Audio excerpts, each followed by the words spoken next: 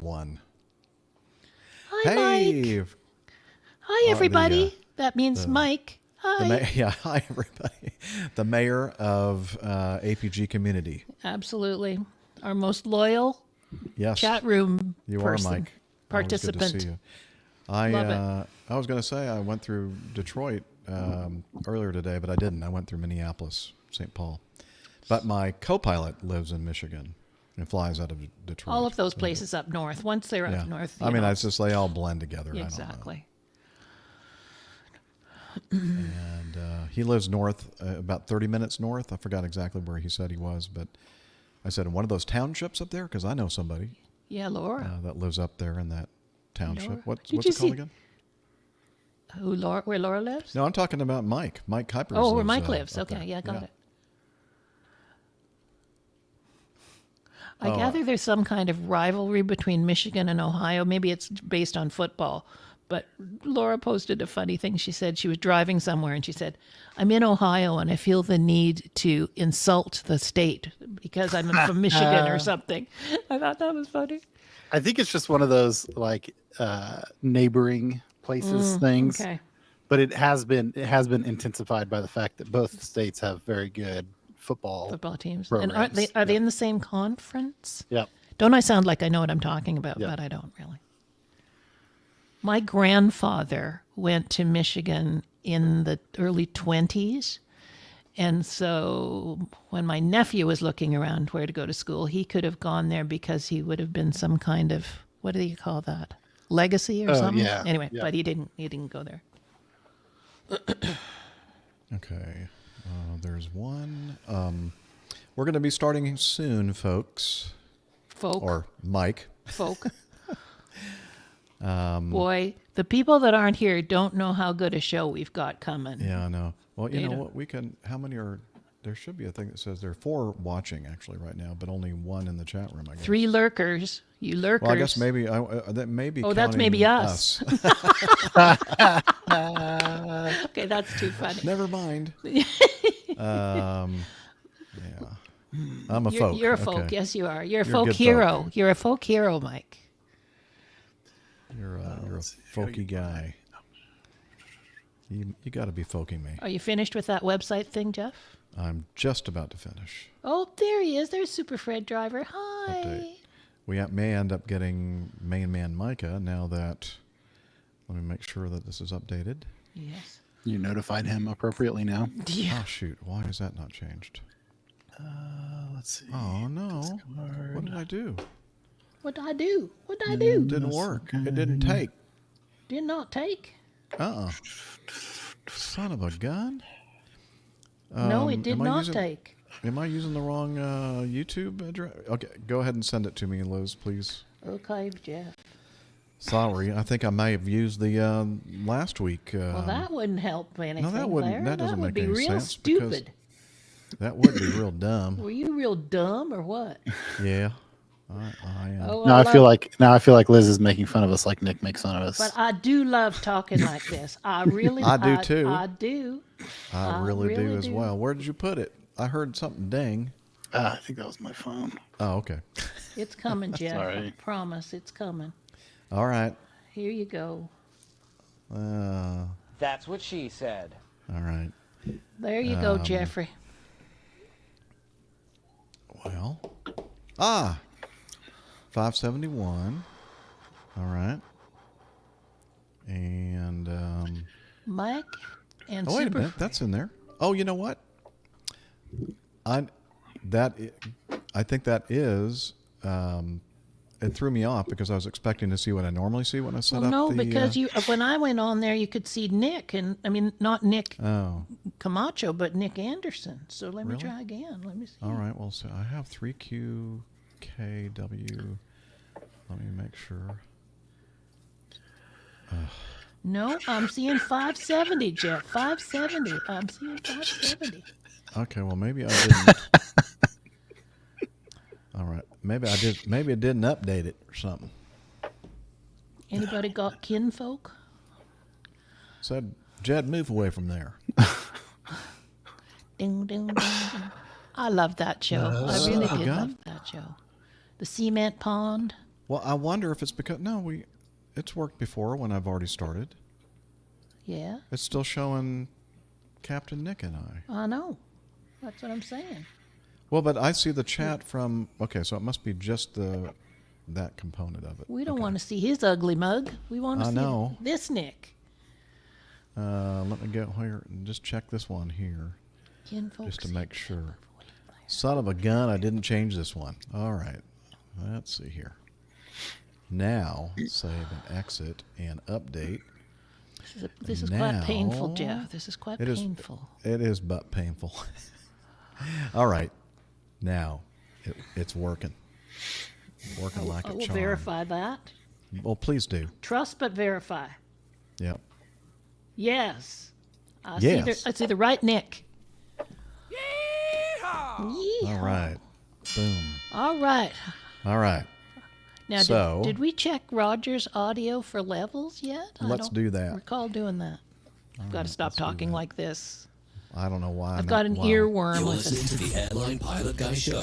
The view from our side of the cockpit Is that door. good volume or too loud? Sounds good to me. Yeah. It's good. Good? Okay. I got to hand it to Radio Roger. Man, he turned that around in record time. He is so good. He is so darn good. He's just so professional. Okay, I'm ready when you are. All I have to say about that is...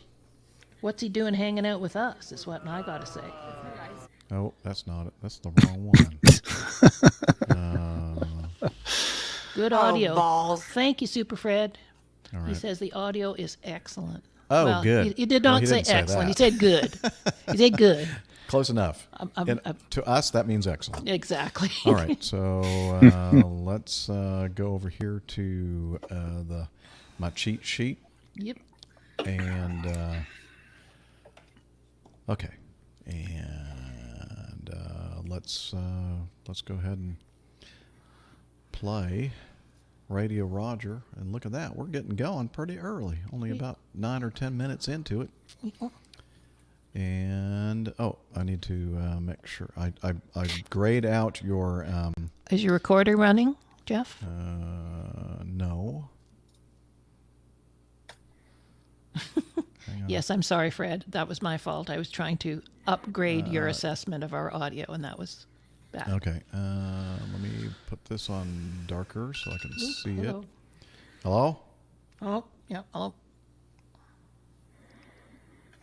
No. And we're going to put this right here. And go like that. And who's sighing? I've got a fly. That was me. Don't Hey, sigh, Deanna. man. Don't Hi sigh. there. No football that today, Nick? No football? No, football season. It's Spring over? football season is over, and Oh. summer football season starts up in a couple weeks. So did they have a winning record? Or? No, they didn't win a game. Oh. It was rough. It was rough, and I'm contemplating coaching his team in the summer, which I really Ooh, probably that'd be don't fun. have time for. But I think that he would maybe do better, do a little probably. bit better. Yeah. Yeah. Yeah. A dad's All right, got to do folks. what a dad's got to do. Okay, I'm ready. Yeah. Y'all ready? I'm ready. Let's do this. See what happens. You're listening to the Airline Pilot Guy Show. The view from our Oh, side hang of on. the cockpit. Nope. Got to start the recorder. I know. You asked if I had it going. I didn't answer it, though. All I can do is ask. I know. All right. So let me do this and turn on 4 selected blocks. Okay. Say something in there, gang. Hello? Something? Hello? All right. And okay. I think now, see if Radio Roger is ready to do it again. You're listening to the Airline Pilot Guy Show. The view from our side of the cockpit door. WAPG. It's the Airline Pilot Guy. Airline Pilot Guy, episode 571. Yeah, he's up in the sky. It's the Airline Pilot Guy. Hello, you're listening to the Airline Pilot Guy show, the view from our side of the cockpit door. We your host, Captain Jeff, broadcasting live from Studio 1A at APG headquarters in Roswell, Georgia. Today's show is recorded on the 25th of May, 2023. Yeah, he's up in the sky. It's the airline pilot guy. Put your light and he's flying by. With the airline pilot guy.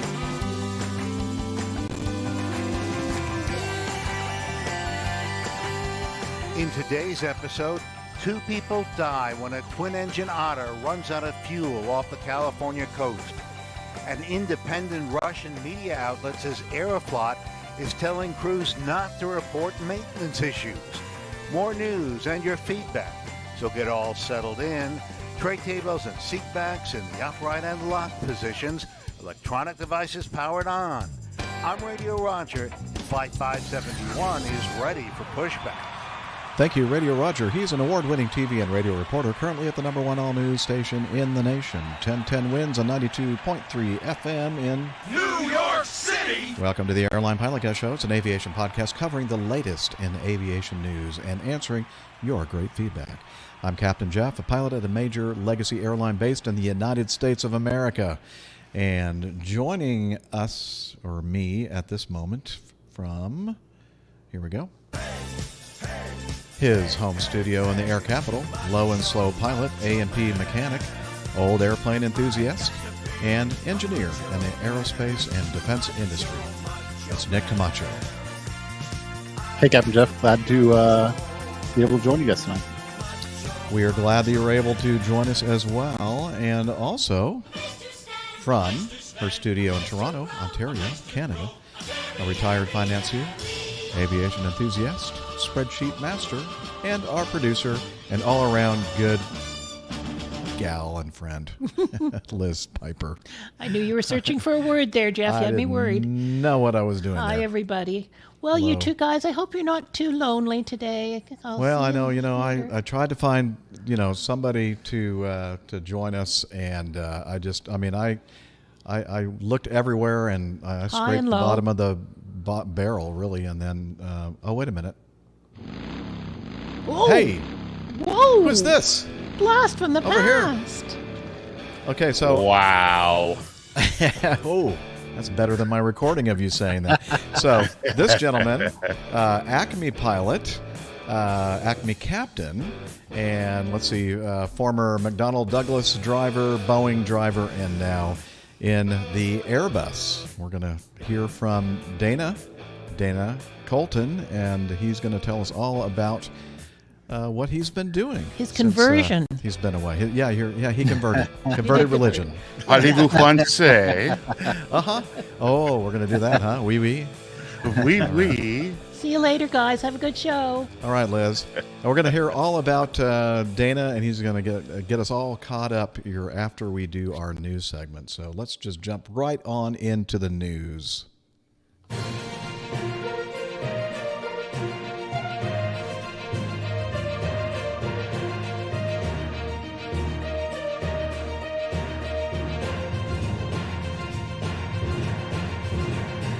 Stand by for news. All right, we're going to start off with this from the PressDemocrat.com. 2 pilots were killed on Hawaii-bound plane from Santa Rosa. They reported fuel problems before crashing off the San Mateo coast of California. The pilot and co-pilot reported that they knew they were not going to make it to shore due to a fuel line malfunction, the U.S. Coast Guard said. All right, so let's see. The pilot and co-pilot of a small twin-engine utility plane, a DHC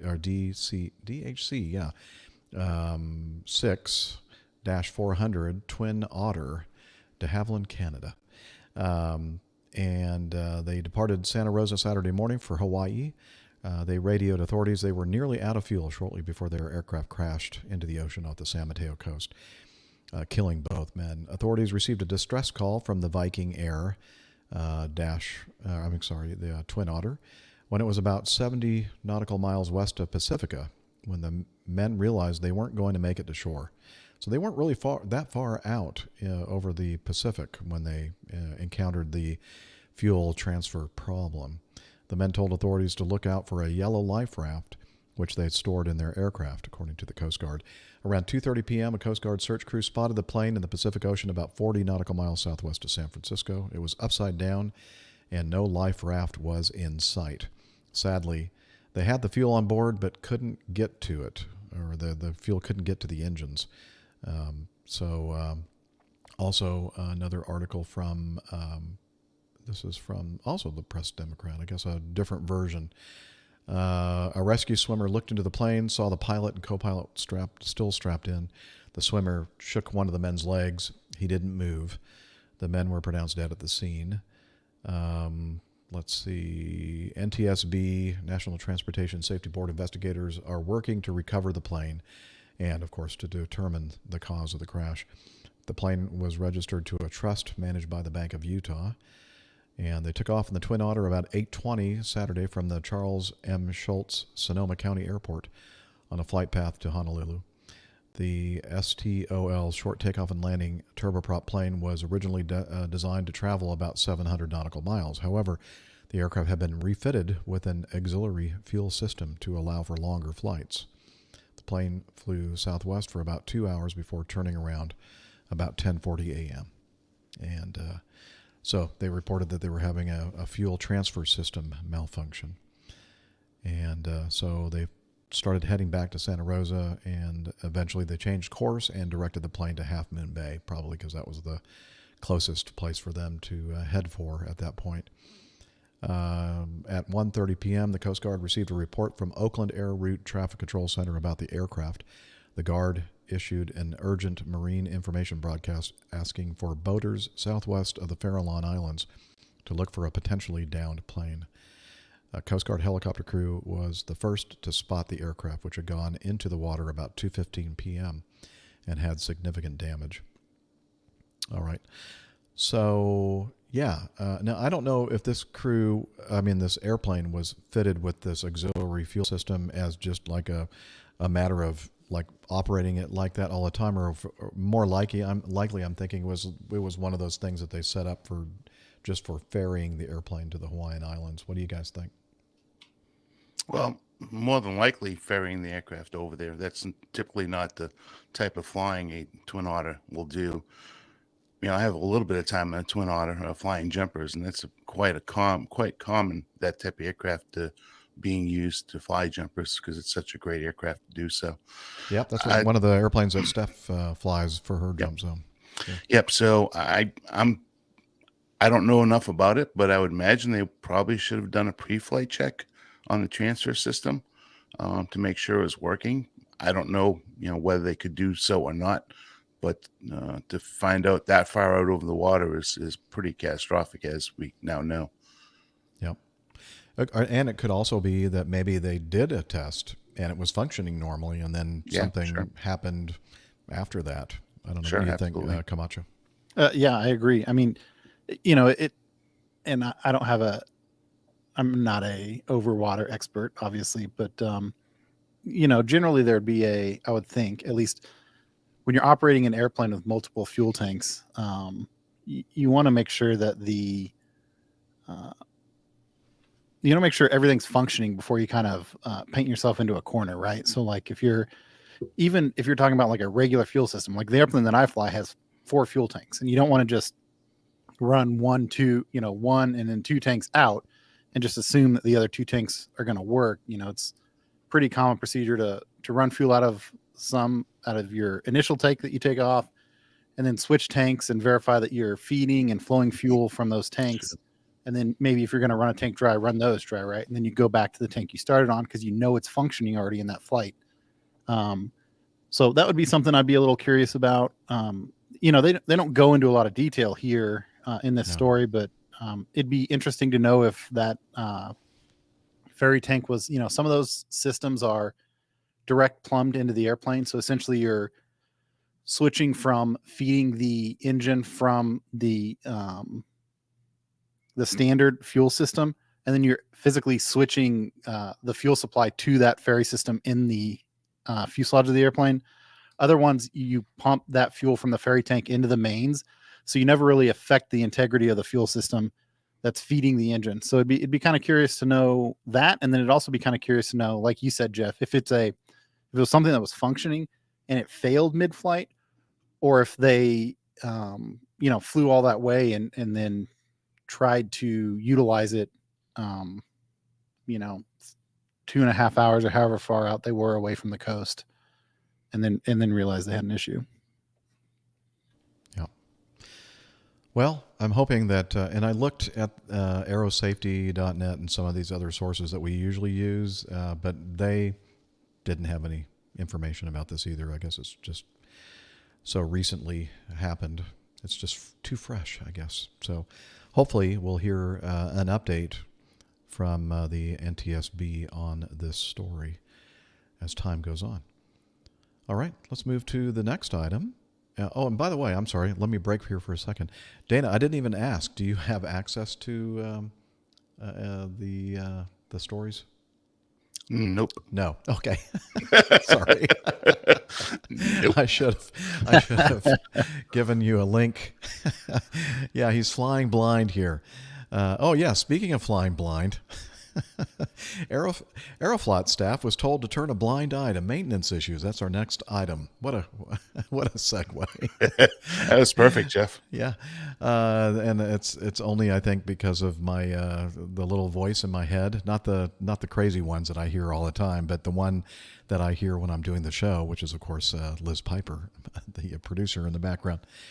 That's true. That is a crazy voice. Okay, Russia's invasion of Ukraine has led to all kinds of sanctions against the country, and that includes aviation. These sanctions are causing Aeroflot to request that staff no longer record aircraft malfunctions. This doesn't seem like it's going to end well. Again, not again, but let me tell you where this is from. This is from 1mileatatime.com. Not only are Russian airlines banned from many countries, but at this point, planes belonging to Russian airlines can't properly be maintained anymore. Airbus and Boeing both can't directly do business with Russian airlines, meaning that airlines like Aeroflot are having to go to the black market for maintenance and parts. For example, this is why Aeroflot recently started sending planes to Iran for maintenance.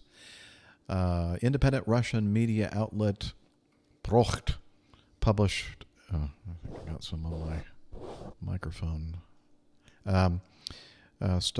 Published a fascinating story about the current state of airlines in Russia, and it paints a pretty bleak picture. This is especially true of national carrier Aeroflot. For example, in March of last year, Aeroflot sent a memo to flight attendants instructing them to no longer enter data in the cabin logbook about any technical failures or malfunctions. Rather, flight attendants were told to verbally report any problems to the captain and only make any recordings with the captain's approval. Why? Well, there are some maintenance issues that aren't deferrable, and the airline doesn't want any maintenance issues recorded that could lead to a plane being grounded. Prior to the war and sanctions, flight attendants were told to report all faults in the cabin logbook. Heck, they could get reprimanded if they didn't record these kind of things. And now the opposite is true.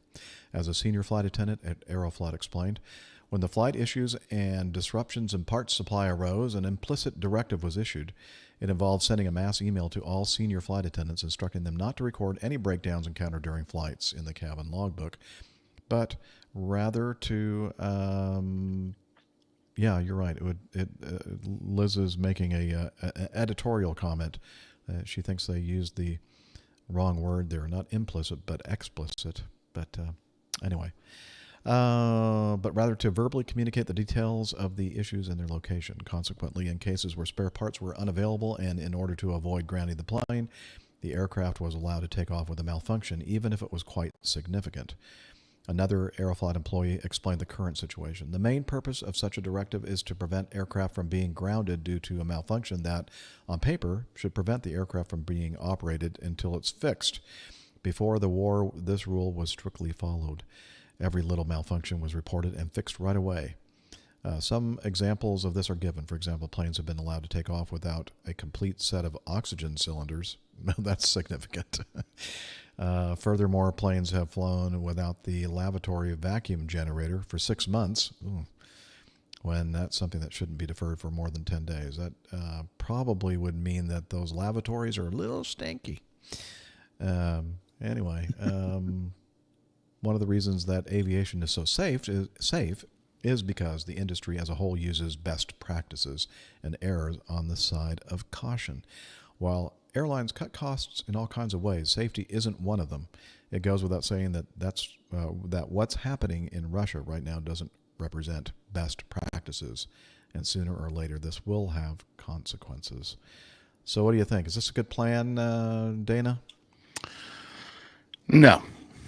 I mean, let's just be frank about it. I mean, something, as they said, something significant ultimately will happen, and it got a kind of a crappy situation on that airplane that has a vacuum problem with its toilet system. Very crappy. Yeah. And very crappy. when I asked the question if this was a good thing, the proper answer would have been "Niet." Niet. And considering I'm actually 100% Russian, on 98.5%. Really? In heritage and lineage, yeah. Wow, I didn't know that. Yes, I am. So it's an interesting topic. And main man Micah, we know the engine's on fire. Just don't say anything else.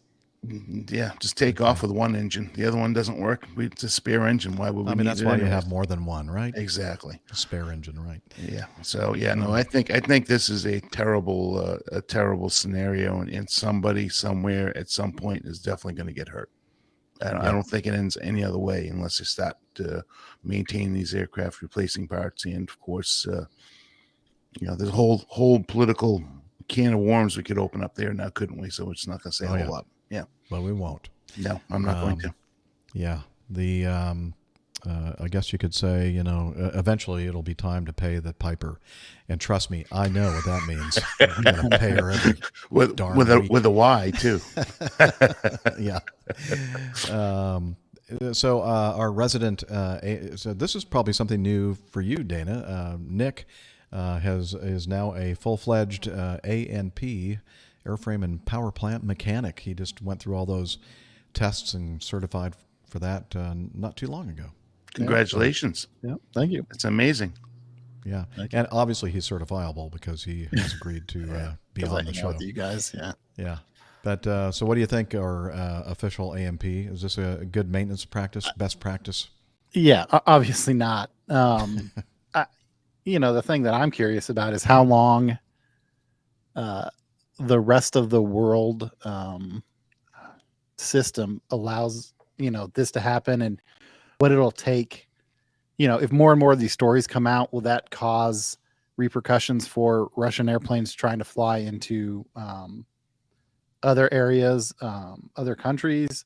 Will it take a few Russian airplanes falling out of the sky due to poor maintenance to cause, people to start being less amenable to having Russian airplanes flying over and in their countries?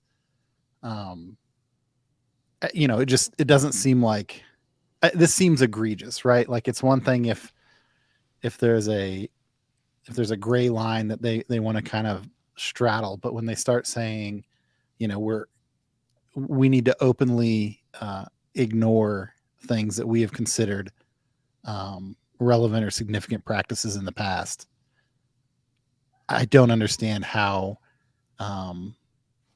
other countries or other aerospace agencies would tolerate that. Yeah.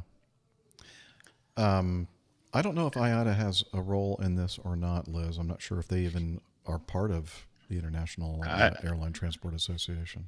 Well, I think in if I believe it to be correct, is that each individual country has the authority individually to grant rights to individual airlines to come on into their country. I see that with Acme. I see all of our certificates come across on the iPad as to all of our authorizations. So I believe that to be true throughout the world, that you have to have authorization to operate in that country. I think it's a little bit concerning that the Russians are taking some of their airplanes over to Iran to be worked on, when I thought that Iran was one of those countries that was being embargoed and having issues with getting parts and stuff like that. Yeah. Wait a minute. So how does that make any sense? I don't understand that. They probably stole the schematics and are making the parts. Black market parts. Yeah. it did make me wonder. It talked about, or it made a comment about how they're flying mostly Boeing and Airbus airplanes, and it would be interesting to see how this impacts or how the Chinese aerospace industry impacts this, because China's been working pretty hard the last couple of decades trying to catch up to the Western aerospace industry, and they have a few pretty modern copies or rip-offs or original designs that are very similar to Western designs, depending on your point of view. Designs, yeah.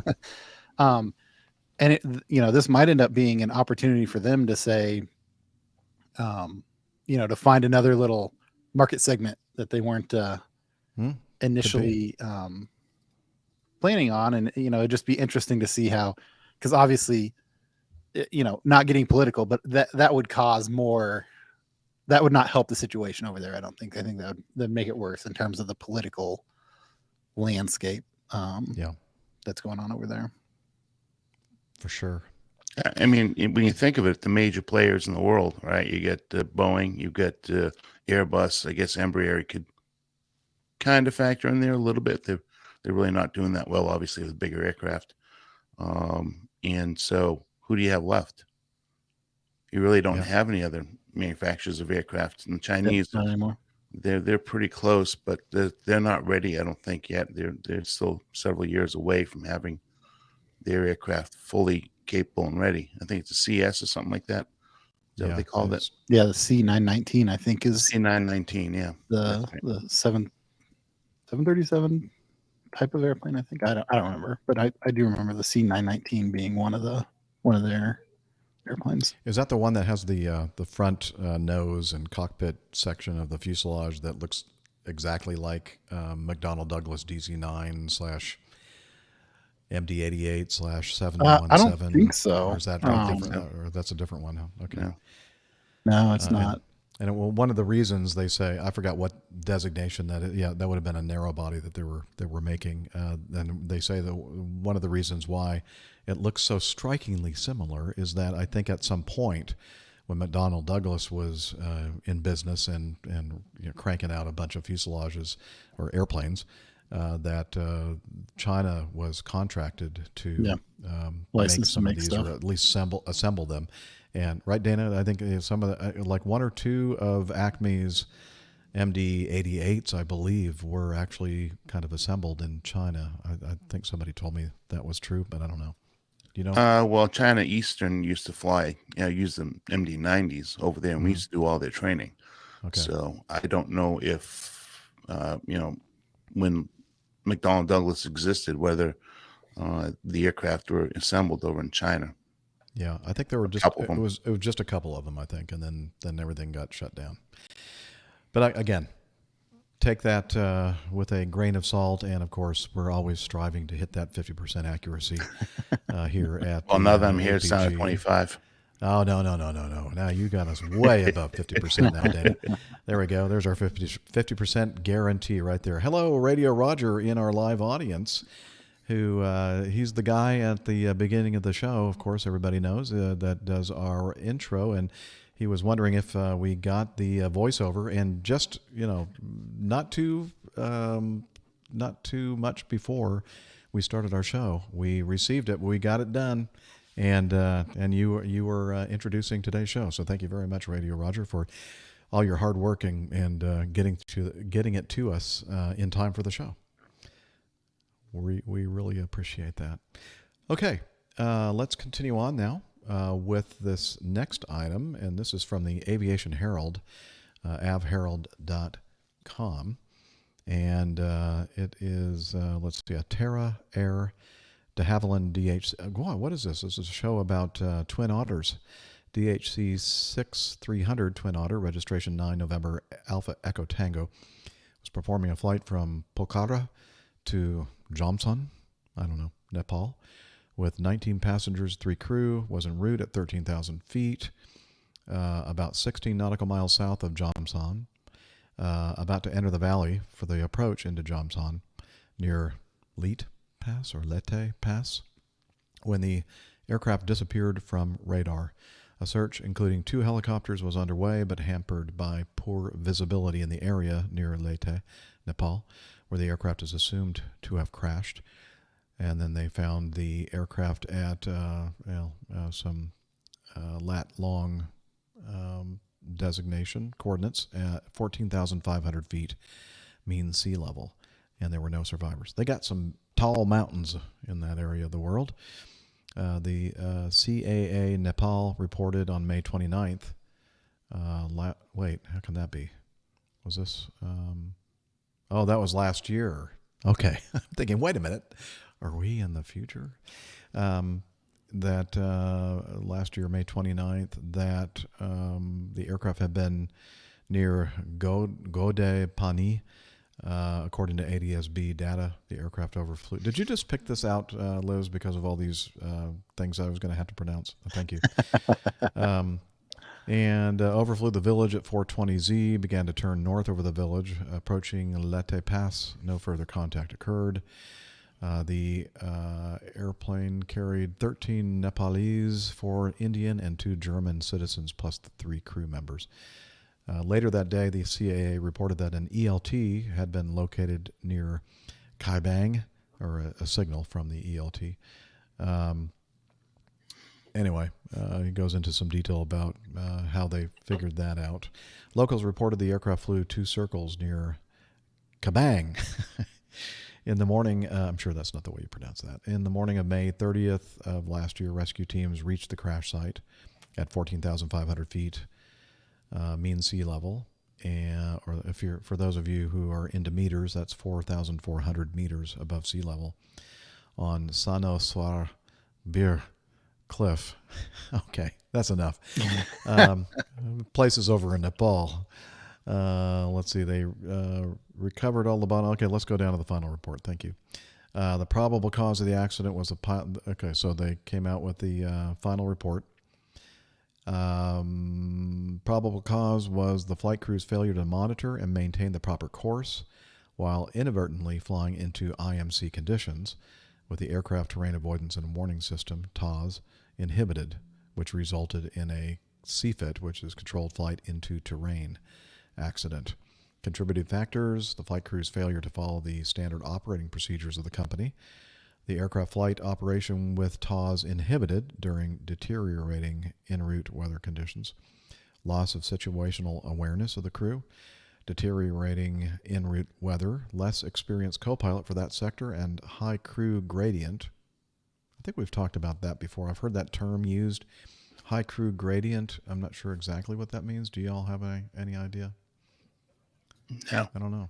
I've never heard that term ever. Yeah, the only thing that I thought of was, it talks about the PIC, or the pilot flying, doing all the work, and it talks about a inexperienced co-pilot. So I wonder if that just meant there's one pilot that's significantly more proficient or Gotcha. better. But I don't know. That was just Okay. That sounds reasonable to me. Poor CRM, cockpit resource management or crew resource management during the flight. And as Nick just mentioned, all the cockpit duties were basically being undertaken by the pilot in command. That's the way it is when I'm flying. Yeah, I do everything. Don't touch anything. Sit on your hands. I beg to differ. I know the truth. Actually, the opposite. I'll go. You're not getting away with that today, Jeff. Yeah, I'm completely worthless. So help me, please help me. I need help. Anyway, and underutilization of the available nav instruments. Okay. So, and it goes on to talk about the series of events. And, the weather was not very good, scoshy. And they went ahead and decided to perform the flight anyway. And that was obviously a poor decision, especially based on the high crew gradient that existed there with between the captain or the pilot in command and the second in command. Thoughts? Cumulogranite doesn't usually work out very well. No. Yeah. Not at all. Yeah, it's not forgiving at all. No, you can Very fly into sad. a cloud, and generally you fly out of it. But you can fly into cumulogranite. Doesn't normally work out very well. Nope. And when you are flying into those clouds and you see a mountain goat above you in the cloud, it's a bad thing. Yeah. All right. Yeah. So Does TAWS inhibited? Does that just mean they've turned it off, or does that mean that it possibly wasn't functioning, or they turned it off? I don't know. It seems to me that they're kind of indicating or implying that they turned it off. Yeah. Because it was probably a nuisance thing. If you're in visual condition, there are some places like Potro where they actually have to turn those kind of systems off, enhanced ground proximity warning systems off, because in order for them to fly through that valley and get to the airport, the thing would be just blaring, terrain, pull up, all the way in. And so part of their standard operating procedure there is to turn it off. So I'm thinking maybe that's the same sort of thing that happened here. But as soon as they got into IMC, that's when they should have said, maybe we should turn that thing back on because we can't see the cumulogranite, granite, as Dana just mentioned. yeah, I mean, the reality is you have to have certain procedures and follow those procedures to be able to operate into high terrain and mountainous terrain. So once you start clipping those procedures, then obviously it becomes a much higher threat environment, which in this case didn't work out well for anybody on the aircraft. But that's why policies and procedures are put into place. And obviously, I think there's some lack of thought process here, definitely on the PIC, and maybe with the steep, as they say, the gradient between the experience, maybe the first officer just didn't have enough experience or understanding of what their role was to be able to speak up. Right. Oh yeah, that's a definitely a thing. When you're brand new, co-pilotitis, I think, is the term that's sometimes used. It's a real thing. You're going, well, what do I know? This guy's got all kinds of experience and hours, and I just started, so this doesn't feel right. But maybe this is okay. Yeah, and part of it is cultural too. I mean, cultures throughout the world. I mean, you look at the Asian culture; it's been a hard fought road to, have captains listen to their first officers, which we know has led to some past incidences. Yep, absolutely. All right, good points. Well, let's move on to this next item from, let's see, this is from flightglobal.com. And thank you, Liz. Our producer did a great job in pulling from all kinds of resources for our show today.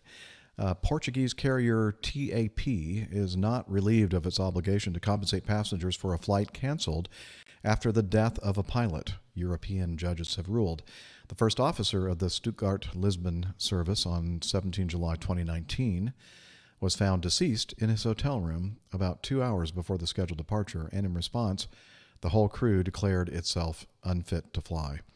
But this meant that the flight had to be canceled because a replacement crew was unavailable locally, and a new crew had to be flown out from Lisbon. Passengers were reallocated to a flight which left about 10 hours after the original planned service. While German local and regional courts held TAP liable for compensation, a Dutch court had separately held that unexpected crew illness amounted to an event beyond the airline's control. Staff absence arising from illness or death, the court ruled, is not an extraordinary circumstance. But the European Court of Justice has ruled that despite the tragic circumstances, the carrier is not exempt from its responsibility to pay compensation. It says the death of a crew member, like an unexpected illness, is not an extraordinary situation as defined by compensation legislation. So that's the key, I guess. I mean, it is an extraordinary situation, especially for the person that passed away. But the strictly legal, definition of the compensation legislation, they determined that, sorry, but you're not exempt. You got to pay up. So, I don't know. What do y'all think? I know we're not lawyers, but what Dana, or maybe Dana, did you get your law degree since you've been on the show? Yes, I have, as a matter of fact. Wow. Yeah. I'm learning all kinds of new doctorate, things. law degree, psychologist, psychiatry. I'm even a veterinarian now. Wow. You have been a busy man. That law, and that's what they're trying to kind of institute here in the United States is if it's interpreted that way, that is really, I have to say one word. Wow. That's Yeah, crazy. absolutely. Somebody drops, pays, it just drops dead, and the airline has to compensate because of an inconvenience to people on the airplane. Really? Are you kidding me? And Liz is making the point, good one, I think, that they were on a flight 10 hours after this, not even half a 24-hour period, and the flight was completed. And I don't know, maybe we're talking, the compensation that we're talking about here maybe is really not that much. I was surprised when we talked about the court, the trial in the case of the Air France 447, and how if Airbus and Air France had been guilty, they would have only faced like 200 something thousand euros each total. Yeah. And I was thinking, well, that must be per passenger. Nope, that's total. And I'm thinking, so maybe this compensation thing that we're talking about here is really not that big of a deal. I don't know. It's still money being paid. Yeah. It's a principle. Yeah. There's got to be some type of exceptions and use common sense. Well, no, don't go that far. I'm sorry. I'm on the wrong show. Yeah. If we're talking aviation and common sense, that doesn't necessarily always go together when you start talking lawyers. Common sense does not work around. It's not common around here. Yeah. Well, it's not necessarily the show as much as the lawyers in aviation. Yeah, true. But we love the lawyers. I just want to make sure that I have that on the record. Sure. We love the lawyers. Cross your T's and dot your I's. Without them, though, this world would be a different place. And I'm not saying it would be better. It could be worse. So I'm sure, though, that all of the lawyers that listen to our show are the good ones, right? I'm not going to answer that. Yeah. Okay. Thank you. This is another fresh incident that we don't have a lot of information about yet, and this is from ndr.de. So it's a German publication. And obviously, there may be some issues with the translation from the German to English, and you'll see why here in a minute. At the Bundeswehr airfield in Hohn, there was a serious accident with one plane and 2 dead on Monday afternoon. Salvage records should provide more information about what happened. The investigations are still in the early stages. 3 employees of the Federal Office for Aircraft Accident Investigation were in Scorn and analyzed the crash site, spoke to witnesses, and took photos. They also recovered the 2 recorders that are installed in every large aircraft. And I'm thinking to myself, why would they be in scorn? That's an interesting way to put, because scorn from the Oxford Dictionary is the feeling or belief that someone or something is worthless or despicable, contempt. And I'm thinking, that's kind of unusual for, I hate this crash. But it turns out that as I read on, Scorn is actually a location, and in this narrative, they should have capitalized Scorn, because that's where they were in Scorn, Germany, I guess, and they analyzed the crash site, spoke to witnesses, and took photos. They also recovered 2 recorders that are installed in every large aircraft. The recovered recorders, the flight data recorder, and a voice recorder, which records the flight data and the voices. The pilots are now being examined in Braunschweig, and it is being checked whether they can be evaluated at all, because the fire on the plane could damage the data or make it unusable. However, if the data is usable, it can take months to evaluate it. The data could then be used to reconstruct the crash and identify the cause of the... Okay, this is like, okay, we know this stuff. I guess this is for the general public. They're putting this out so they understand what's going on. On Monday, around 1 p.m., a loud bang was heard in Hohn.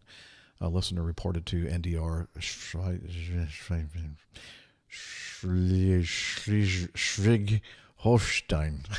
Easy for you to say. No, it's not. Wait a minute. Or actually, I think I got it right. The Federal Bureau of the Aircraft Accident Investigation, the BFU, an accident involving a civilian Learjet 35 Alpha occurred on the site of the airfield in the town. And let's see, Learjets are smaller machines and therefore often used for target display by the Luftwaffe, in which the Bundeswehr units practice air defense at sea and on land together with the Society of Flight Target Display.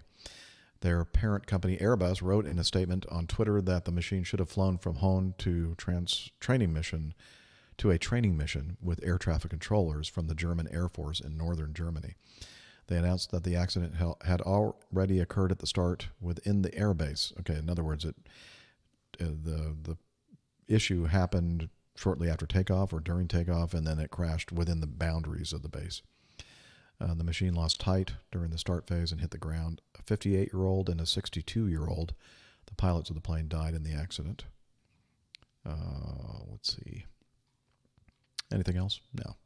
So, yeah, that's all we know for now. Hopefully we'll get an update on this, what happened to this Learjet. Obviously something major, significant happened, and it crashed and didn't get too far off the ground before crashing. All right. Was there a movie called Children of the Scorn? Could be. I don't remember. Or was that Scone? Children of the Scone. There are people that really enjoy those nice pastries. Would that be considered a pastry, though? A scone? Yeah. Okay. All right. They're very good. good. We have something from Paddle Your Own Canoe. Can't leave them I out. mean, what's a show without something from Paddle Your Own Canoe? Yeah, too bad Steph or Captain Anderson aren't here because this involves medicine and Virgin Atlantic Airways. So this is from... I already said that. Did you know that Virgin Atlantic is the only airline in the UK with the ability to carry out an ECG at 38,000 feet? In fact, the Richard Branson Link Company has had entirely ECG-equipped aircraft fleet since the early 2000s, although the carrier recently upgraded its kit with the world's smallest and lightest mobile ECG kit after its previous supplier discontinued development. Now, hang on. I've seen those commercials on TV where there's like a little thing that's smaller than your cardio mobile or something like that, where you can just put your fingers on it, and that's maybe not quite as sophisticated an ECG as this device is, of course, but it's smaller. I mean, maybe they didn't know about that device. Anyway, the carrier recently upgraded the ability to carry out a full 12-lead ECG. What's that? Electrocardiograph? Is that what that stands for? While flying in a metal tube at speeds of 650 miles per hour is pretty advanced stuff, but it's not without good reason. Cardiovascular emergencies are by far the single most common cause of a disruptive, costly, and perhaps even unnecessary medical diversion. That's where the ECG kit from German medical tech provider CardioSecure comes into play, weighing just 50 grams. That is pretty light. Its plug-and-play mobile ECG solution can carry out a full 12-lead ECG through an iPad and then transmit the results over the plane Wi-Fi to medical experts on the ground. Cabin crew need minimal training to carry out an ECG using the CardioSecure platform, and to make the process even easier, the ECG requires just 4 pickup points on the body. Virgin Atlantic follows the lead of German flag carrier Lufthansa, which rolled out the CardioSecure platform across its long-haul fleet in 2019. Sounds like an advertisement here for CardioSecure. That's what I'm thinking. Anyway, that's cool. It's important to have these things on board to kind of analyze people that might have some cardiopulmonary issues. EpiPens, well, that's another thing entirely, I guess. Also, I thought when I was first reading this article that they were talking about automated external defibrillators, AEDs, but nope, it's just the thing that kind of does the graphing of what your heart's doing. I know. So many acronyms. The ECG on the IFE, and I don't know, but we're going to cover it on APG, that's for sure. Okay. Anything to add, NC? No, I don't think so. Our I did think resident it was doctor? I did think it was interesting that they almost pitched it when they said, we're going to be able to transmit this information to a service or whatever, and they can analyze it and determine if the airline has to deviate or continue on. I thought that's, Mm-hmm. it seems like if you're at the point where you have to do an EKG, I would rather just have the airplane precautionarily land, but Right. I guess if we have the technology, take advantage of it, I suppose. Yep. Main Man Micah says they need most of those ECGs in first class. Somebody looked at the price of the ticket and they have a heart attack. Yeah, probably noticed that before before they arrived for the flight. All right, so the next item in our news segment is, I need to load the video. This is good, yes. So let me do that, and while you guys provide some small talk in the background, some vamping. You can sing if you'd like. Yeah, I can't sing. I've got my little girl on my lap right now. Oh, okay. She's a little. I guess what's the word? Little dog. She's a little. Well, yeah. For a baby. He caught himself. I was going to say something else, but she's a little groggy because she just had her teeth cleaned. So Julie just got home. She's a little mad at her daddy. Liz is saying that it's most likely because you needed a support animal before you came on the APG. I do. I went online and I registered it, and she is right there with me to make sure I'm okay. Okay. Well, so are y'all ready to see this? Yeah. So I tell you what, Liz. When I start talking, reading this article, you can play it. I turned the volume down on it because the TikTok video is just like some dude just laughing the whole time, and it's really obnoxious. Okay. So here we go. This is from aerotime.aero. Let's see. A passenger uses cling wrap to create a business class seat. And we all have our trusty travel hacks to make flights a little more comfortable. However, one passenger seems to have taken a cling wrap hack to the extreme. A female passenger was filmed using cling wrap to build a fortress around 3 economy seats. The now viral video with 3.8 million views on TikTok shows the passenger determinedly, yeah, I said that right to begin with, determinedly enclosing the space of 3 economy seats, which she presumably booked using a roll of cling wrap. Later on, a flight attendant approached her and started to undo the passenger's DIY business class seat. The passenger appeared to be distressed, asking the flight attendant repeatedly, "Where are the rules?"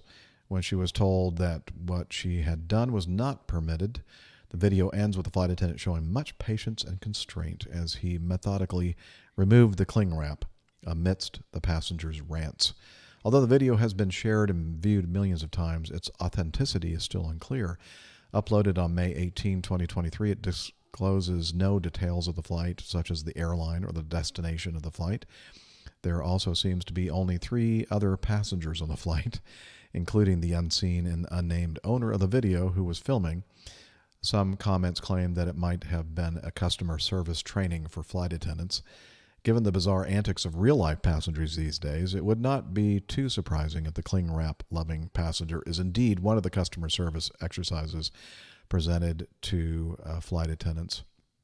And also, I think when we were starting to run this TikTok video, there are some comments made overlying the video, and they're saying that they think that this was a reenactment or a dramatization of a real thing that happened. So I guess we have to take the TikTokers' word for it, but it is quite amusing to see this. Right now we're looking at her. She's on her back, sticking her legs through a hole in the roof of her little fort. Yeah, and now the male flight attendant is coming in there and saying, no, you can't do that. Oh, what are the rules? What are the rules? Show me the rules. I think TSA might ban people bringing cling wrap through Oh, you're probably right. security now. Although they could probably deem the cut strip on the cling wrap as a... Oh, yeah, there's no way they can get through security with that. Yeah, right.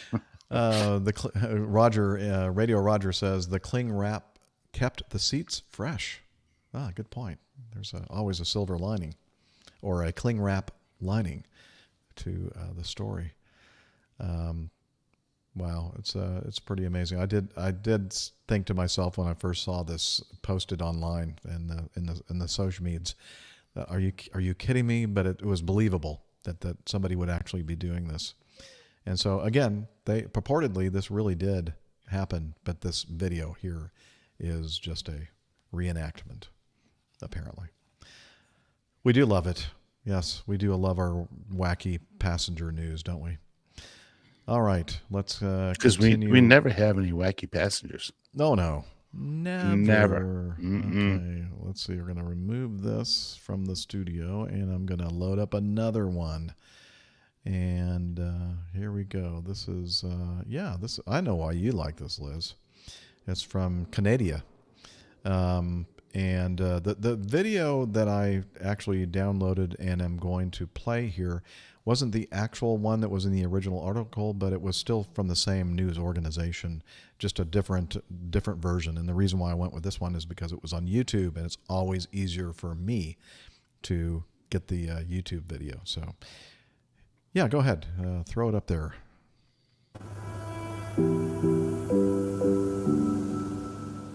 Above Watching the the Strait crew of of the Belle Isle. International Ice Patrol at work, spotting icebergs from an airplane, it looks like one of the coolest jobs in the world. Oh, that's funny. Cool ice. And it is. What's the coolest part of this job? The ice. You're on it right now, the flying. Absolutely. I think that'd be easy, right? The flying is the best part. You get to be Hoser? up here, see Newfoundland, see the coast, see the waters and the icebergs around it. Seeing new things. I'm from Florida, so seeing all this, ice and snow, it's a lot different. How did it feel the first time you came up from Florida and saw this? I was excited. I like the cold, actually, so it's a lot different from the beach, I'll tell you that. Wait a minute. I thought this was a Canadian crew, but this is the U.S. Coast Guard. Oh, but it's only...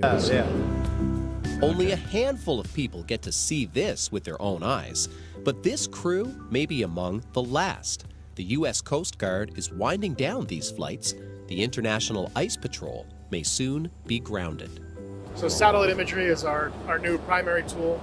We can get large areas of coverage with satellite images. We're towards the end of the era of the aviation mission.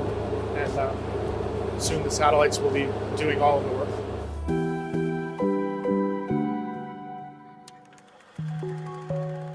All right. And it goes into a little bit more detail, the history of why and how it started, I guess. And right after the Titanic hit I've never heard of that. Titanic hitting an iceberg. Yeah. It's foreign to me. Anyway, great video, great report from the Canadian Broadcast Company. Is that corporation, I guess? CBC, and it's some beautiful footage of icebergs and other stuff. So check it out. And I see you found an iceberg picture. Very nice. Do you? I mean, well, you're living in Toronto, so do you, like when you're driving around, do you have to sometimes go around these things that are in the road? And polar bears and igloos. Okay.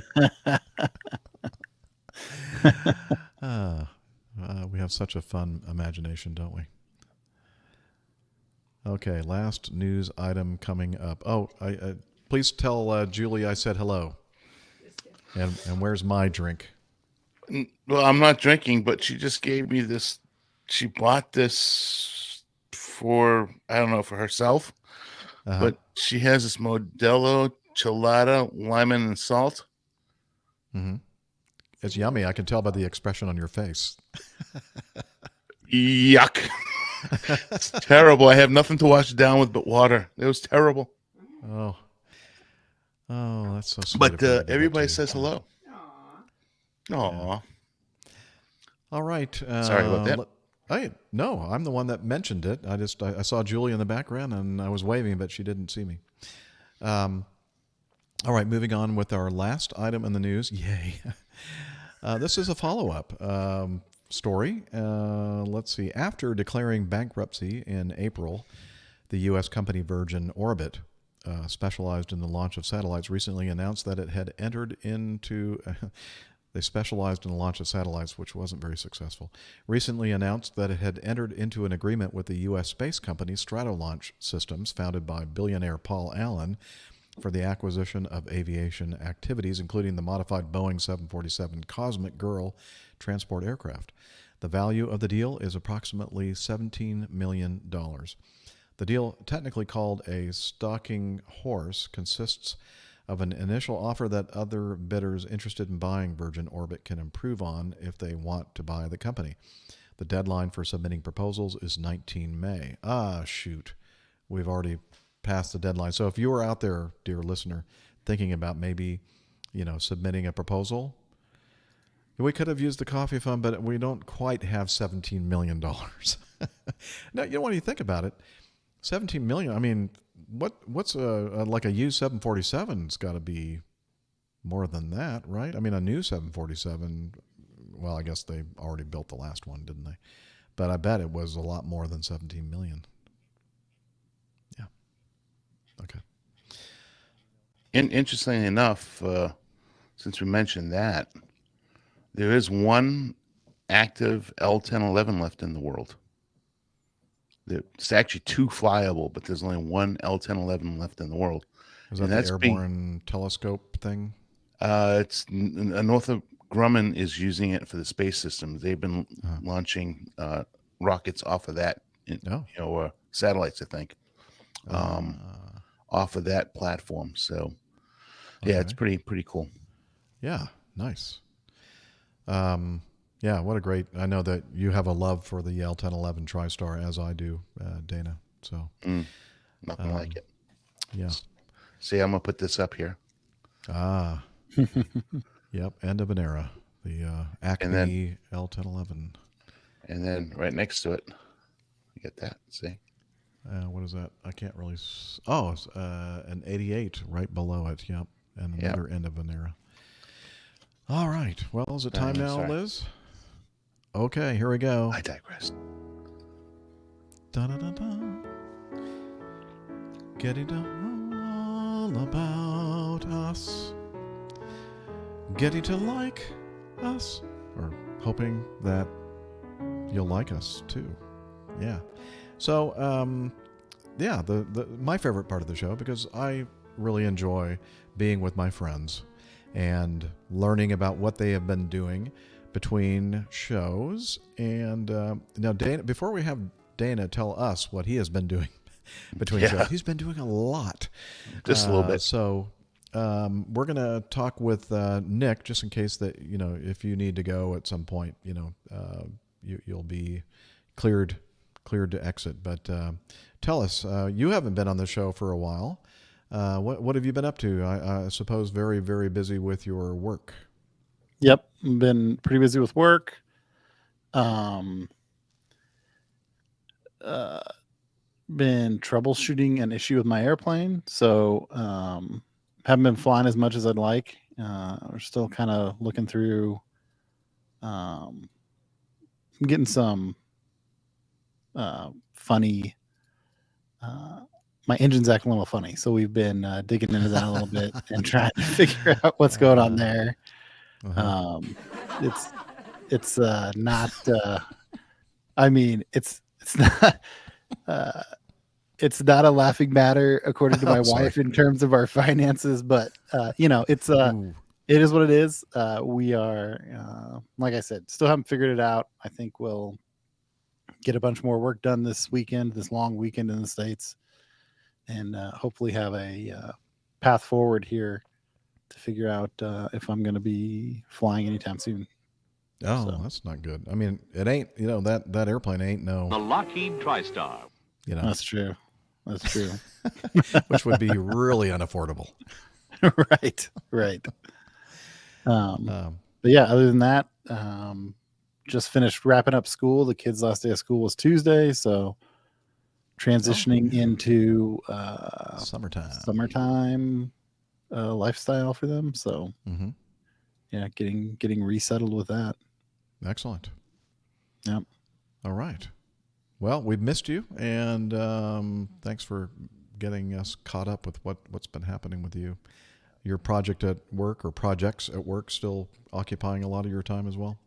Yep. Yeah, we've got 2 different tests happening kind of middle to end of June that have been significant efforts. So we're pushing towards those, and good. I'm making good progress. Excellent. Yep. All right. Now, I'll go next, because then we want to spend the balance of time, pretty much the rest of the show, maybe, I don't know, but with Dana. So let me go over here, and where did I go here? I can work the slides, I think. But the first thing I want to do is set this up. And I may, again, I didn't really listen to this whole recording that I made, and so I may end up repeating some of the things as I do. But I think you heard us mentioning and promoting a meetup in Charlotte in the last couple of episodes. Carlos, the big man in charge over there, the guy that founded the Plain Talking UK podcast, PTUK, flew over from England to America, to Charlotte to be exact, and to kind of meet up with Armando, one of his co-hosts, the American correspondent, I guess, and his family, and then of course Steph lives in the area. Dr. Steph lives in the area as well, and so they were billing this as a PTUK/APG meetup, and I thought, you know what, if I can swing it, I'd like to attend as well, and it gives me an excuse to see Carlos, and so I weighed. Well, Steph, no, I see Steph all the time, so I weighed whether or not to fly over or drive.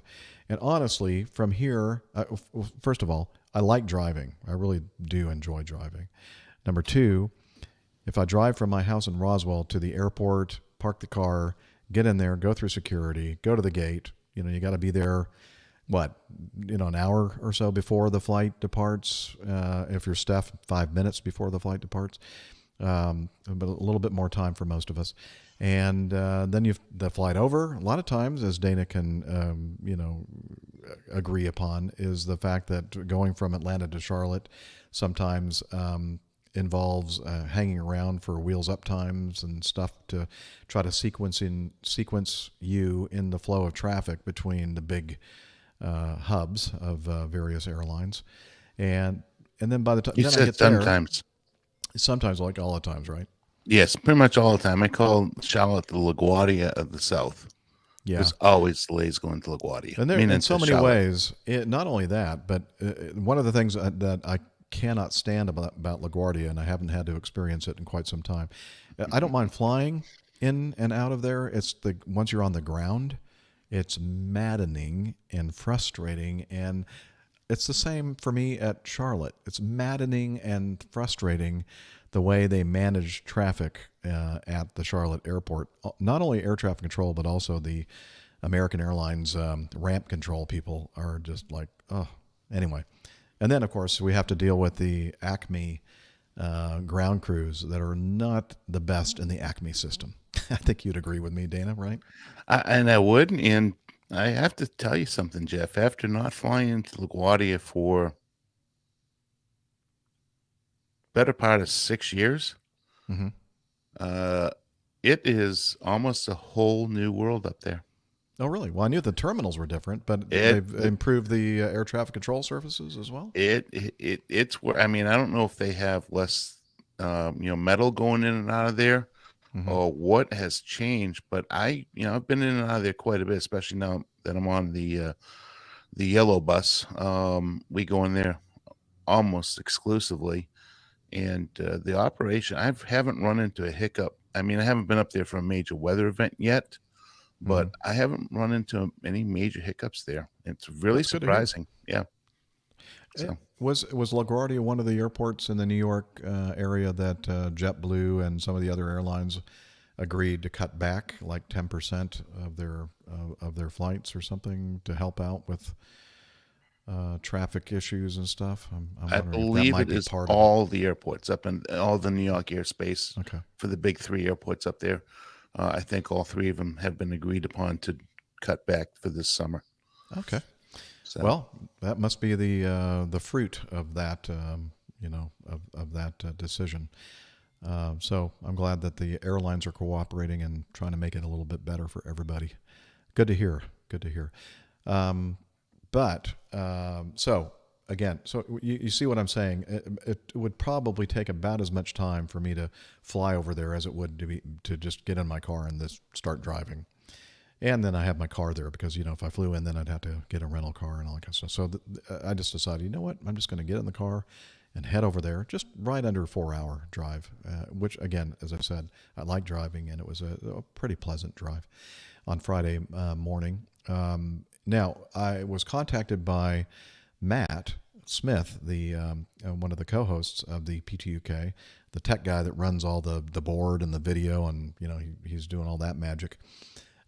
He contacted me and said, "Hey, would you be available to be a co-host on the show?" And I went, "Well, if I get to Charlotte early enough and I have a place to set up, I'll bring some of the podcasting gear, and I would love to help out because the meetup wasn't scheduled until 6:00 Friday night because Carlos wasn't getting in until about that time. So I was able to check in just in time to my hotel room in Charlotte to set up the gear, and I joined Matt for a very enjoyable couple of hours on their show, PTUK, and then after that headed over to the brewery, the Noda Brewery, and so I recorded some audio. So let's take a listen.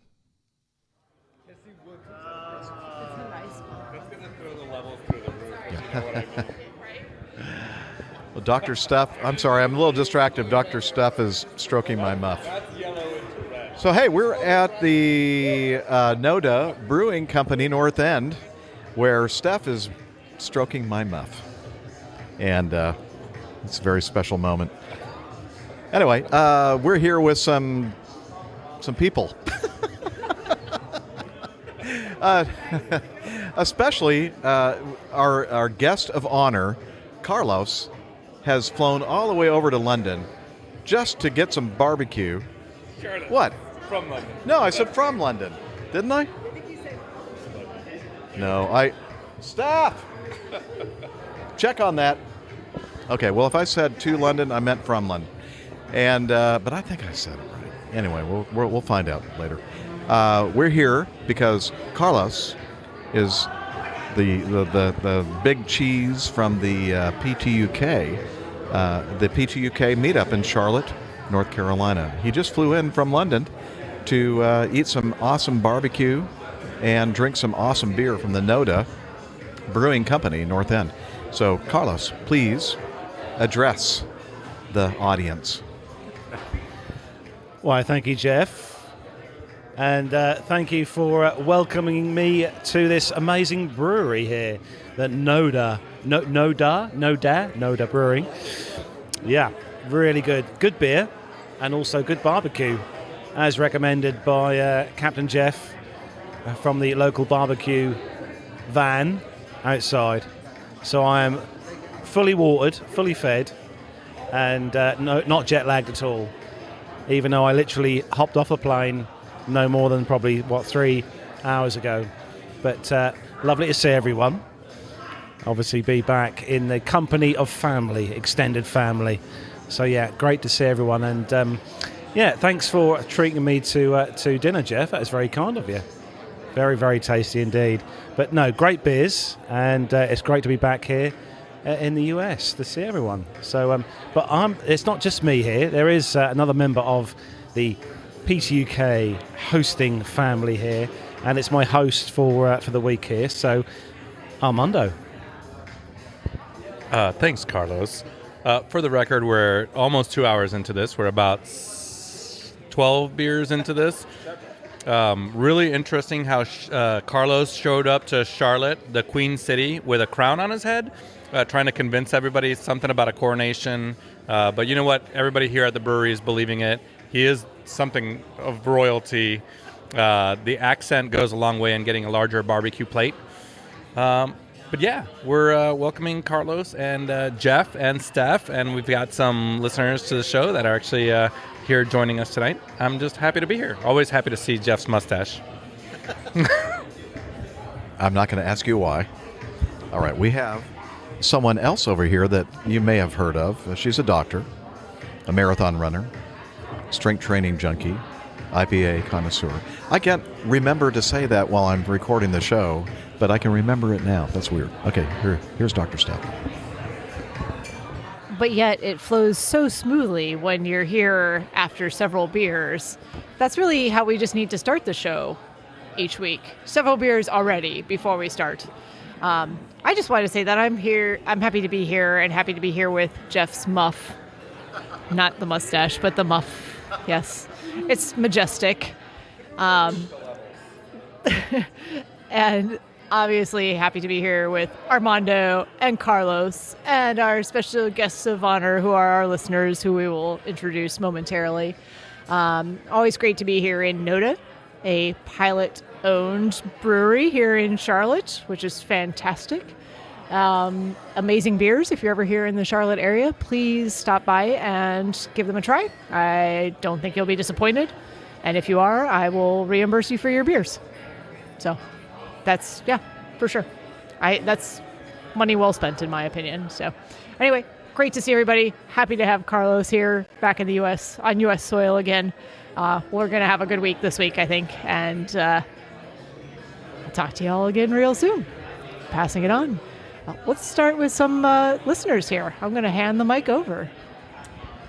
Malcolm here. It's great to be here. I very fortuitously saw the post on Facebook yesterday and decided, kind of on a whim, sort of just come down and join. And I'm very glad I did.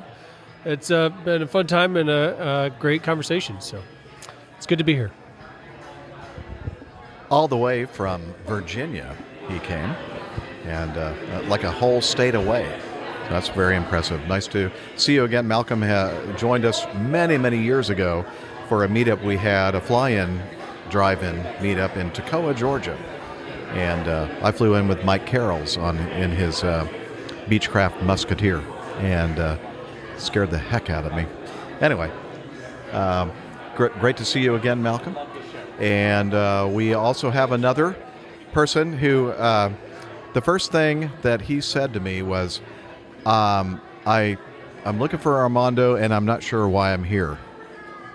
I mean, that's literally what he said to me. So here, I'm going to pass the mic to him. I think by now he may know why he's here. Maybe not. We'll see. Hello, everybody. It's not that I don't know why I'm here. It's that Armando make me be here. That's different. That is a huge difference. It's like my boss telling me where to be on a Friday night for a podcast that I'm a big fan of it. So thank you very much for the invitation. I'm very glad to be part of the table. I'm going to continue in Spanish. Soy el piloto de menor horas acá, pero estoy aprendiendo un montón de cada uno de ellos, no solo de cómo volar, sino de cómo ser un ser humano afuera del aeropuerto, y eso es más interesante aún. Muchas gracias por compartir conmigo, por estar acá, por dejarme entenderlos, entender cómo es la aviación y estar con las grandes ligas es un honor. Muchas gracias. I couldn't have said that better myself. And I have no idea what it does. It sounds awesome.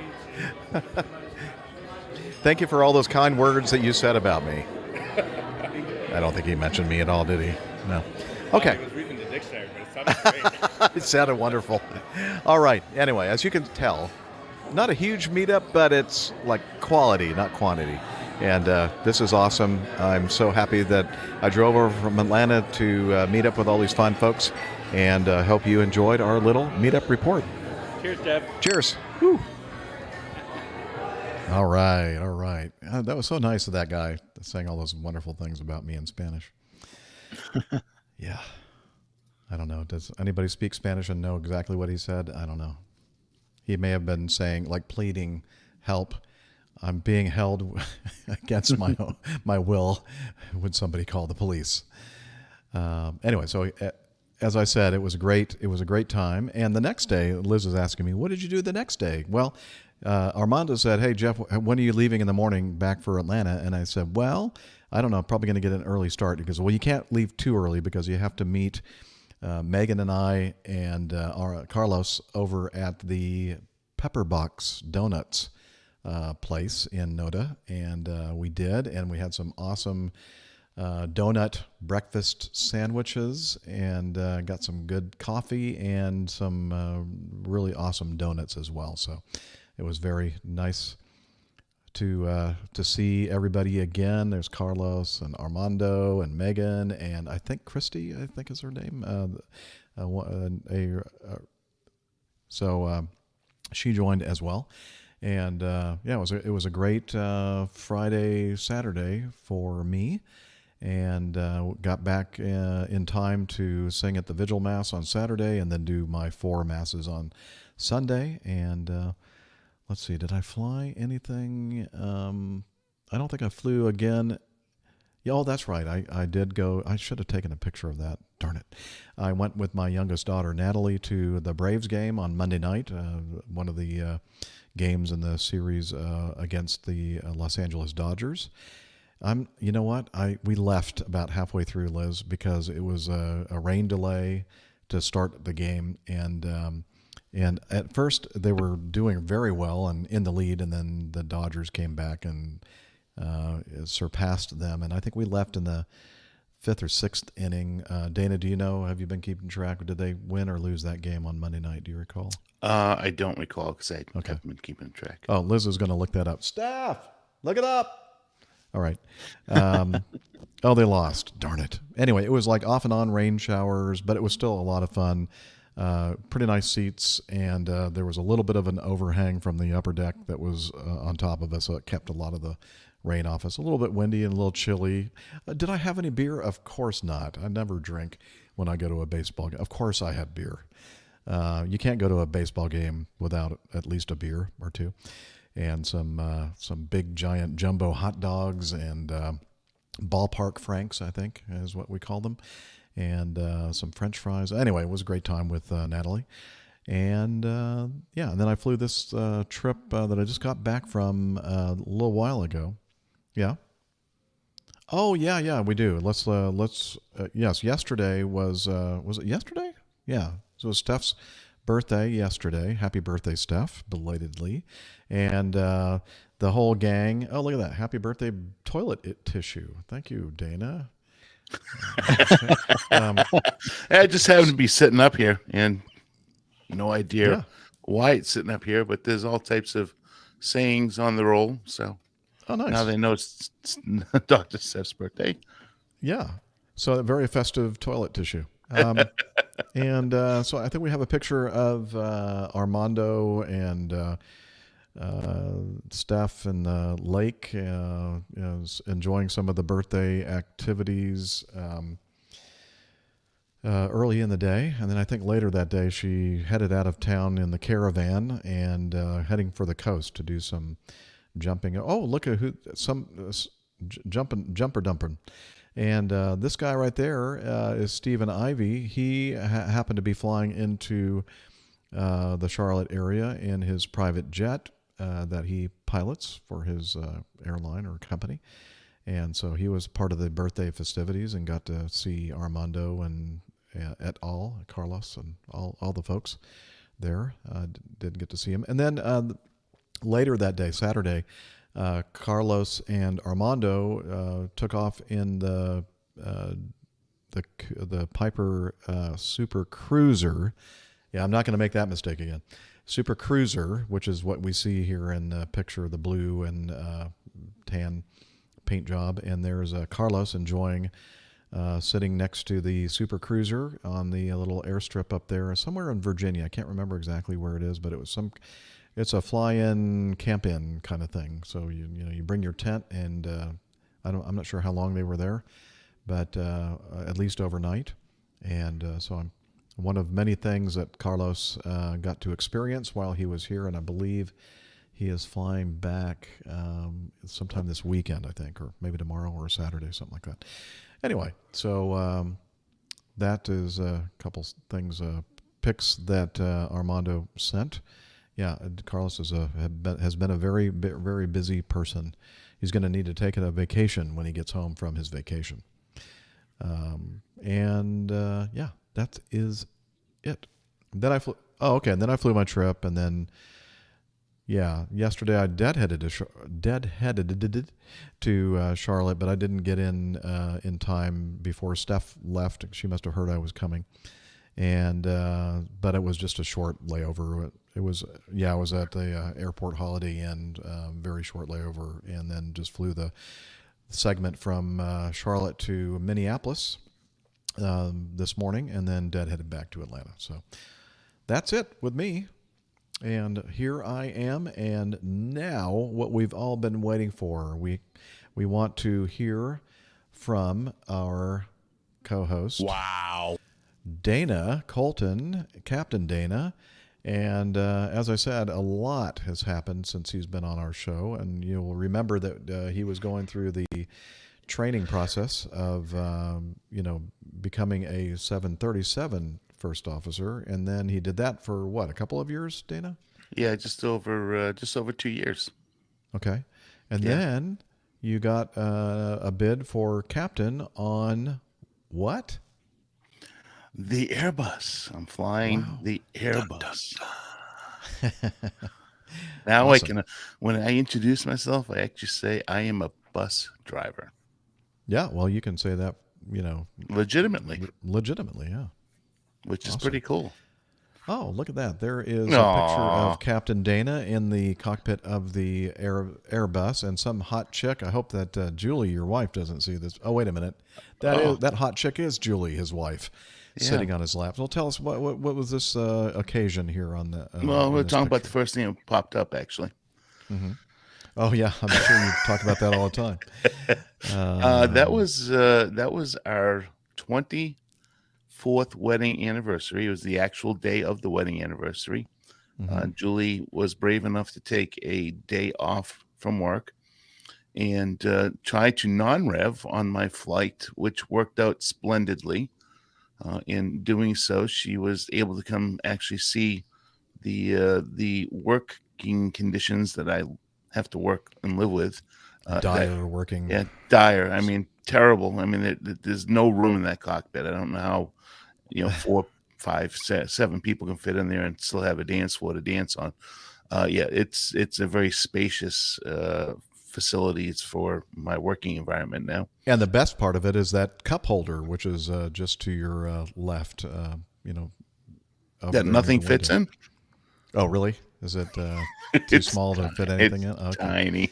You know that small water bottle that we have on Acme? Yeah. That's about the biggest thing that'll fit in there. Ah, okay. So it's pretty small.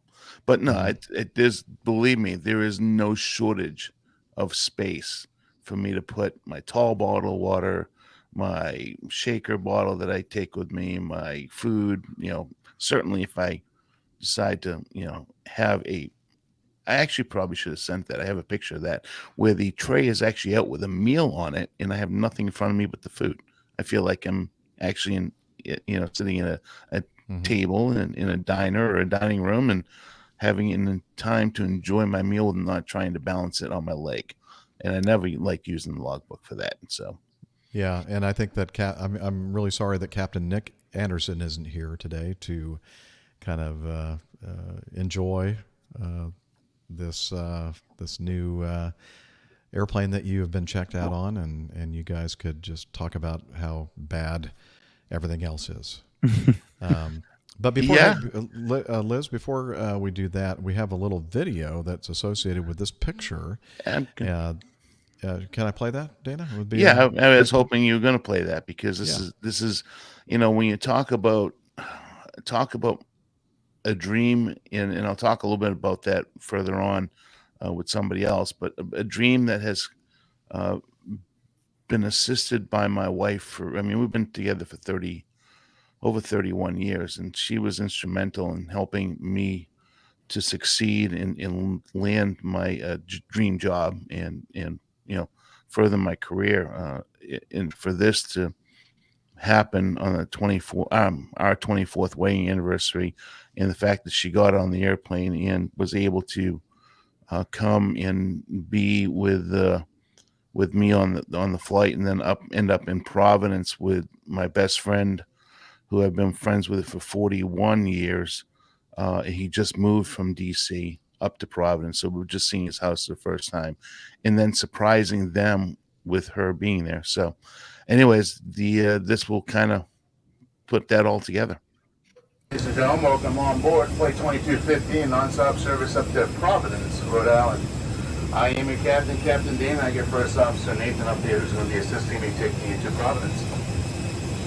Standing right next to me is my wonderful bride. Today is our 24th anniversary, and we'll take her to Providence. Thank God she got on the airplane. Celebrate our 24 years together.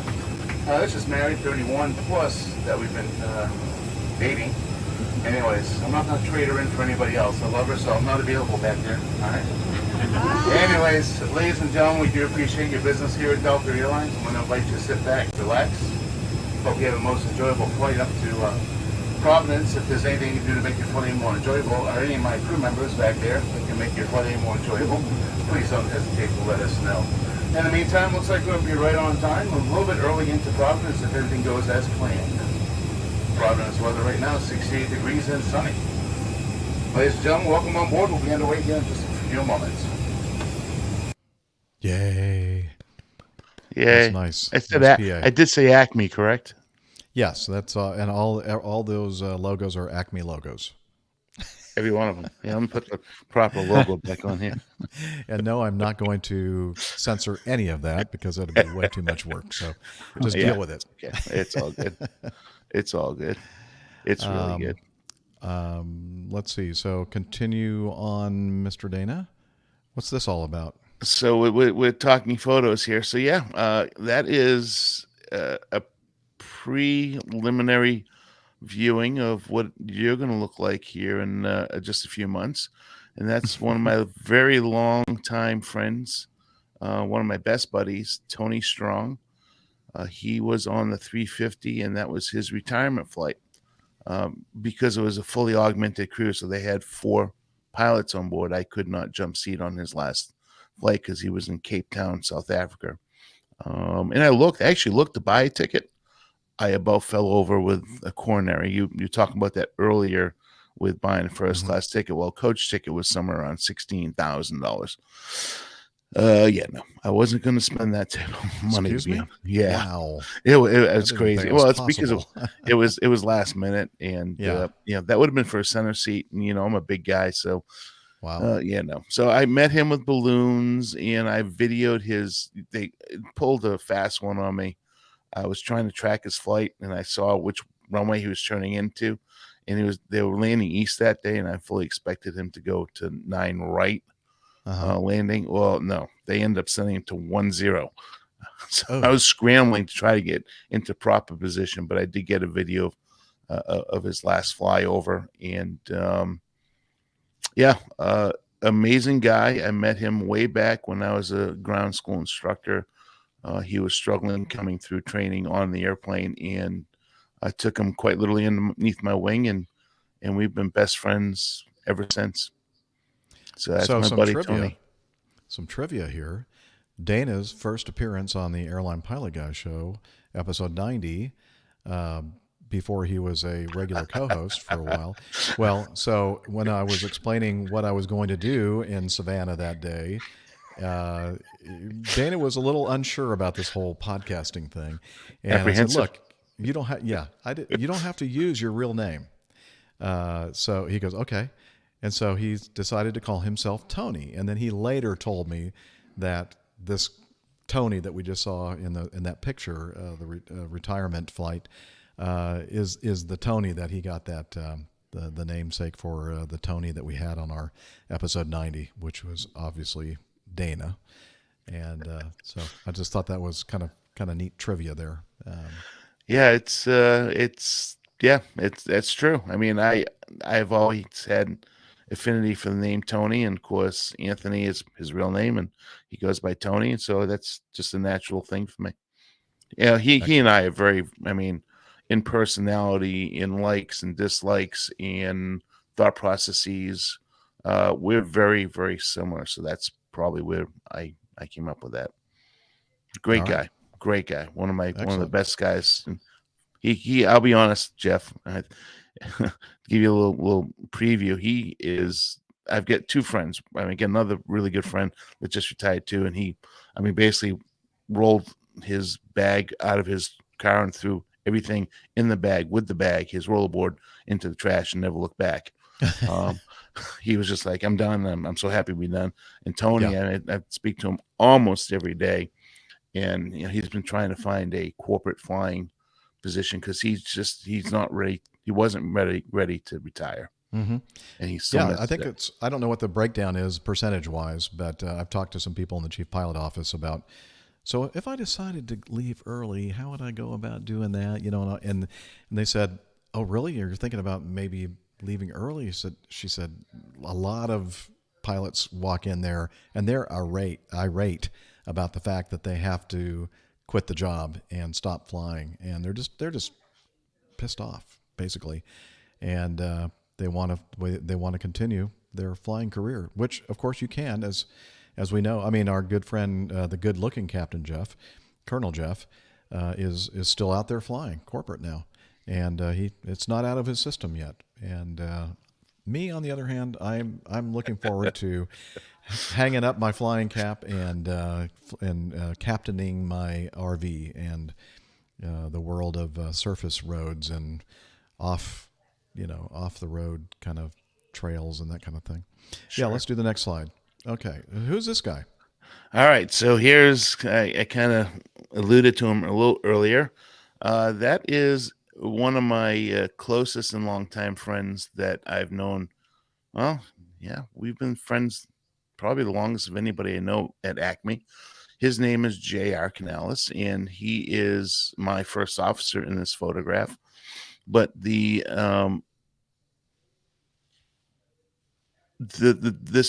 was, I had to pause here for a second because I almost choked up on it.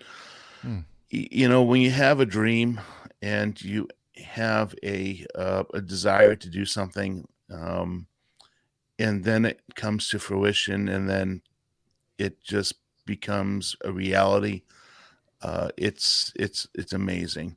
So there is another photo here that I sent with it, and it's a picture of JR and I very early on. We met almost to the month. There it is. We're right in front of a Seneca before we're about to fly from Salt Lake City back to Atlanta. We met as airport customer service instructors, both aspiring pilots. December of 90. Oh my God, I'm having a brain fart. A long time ago.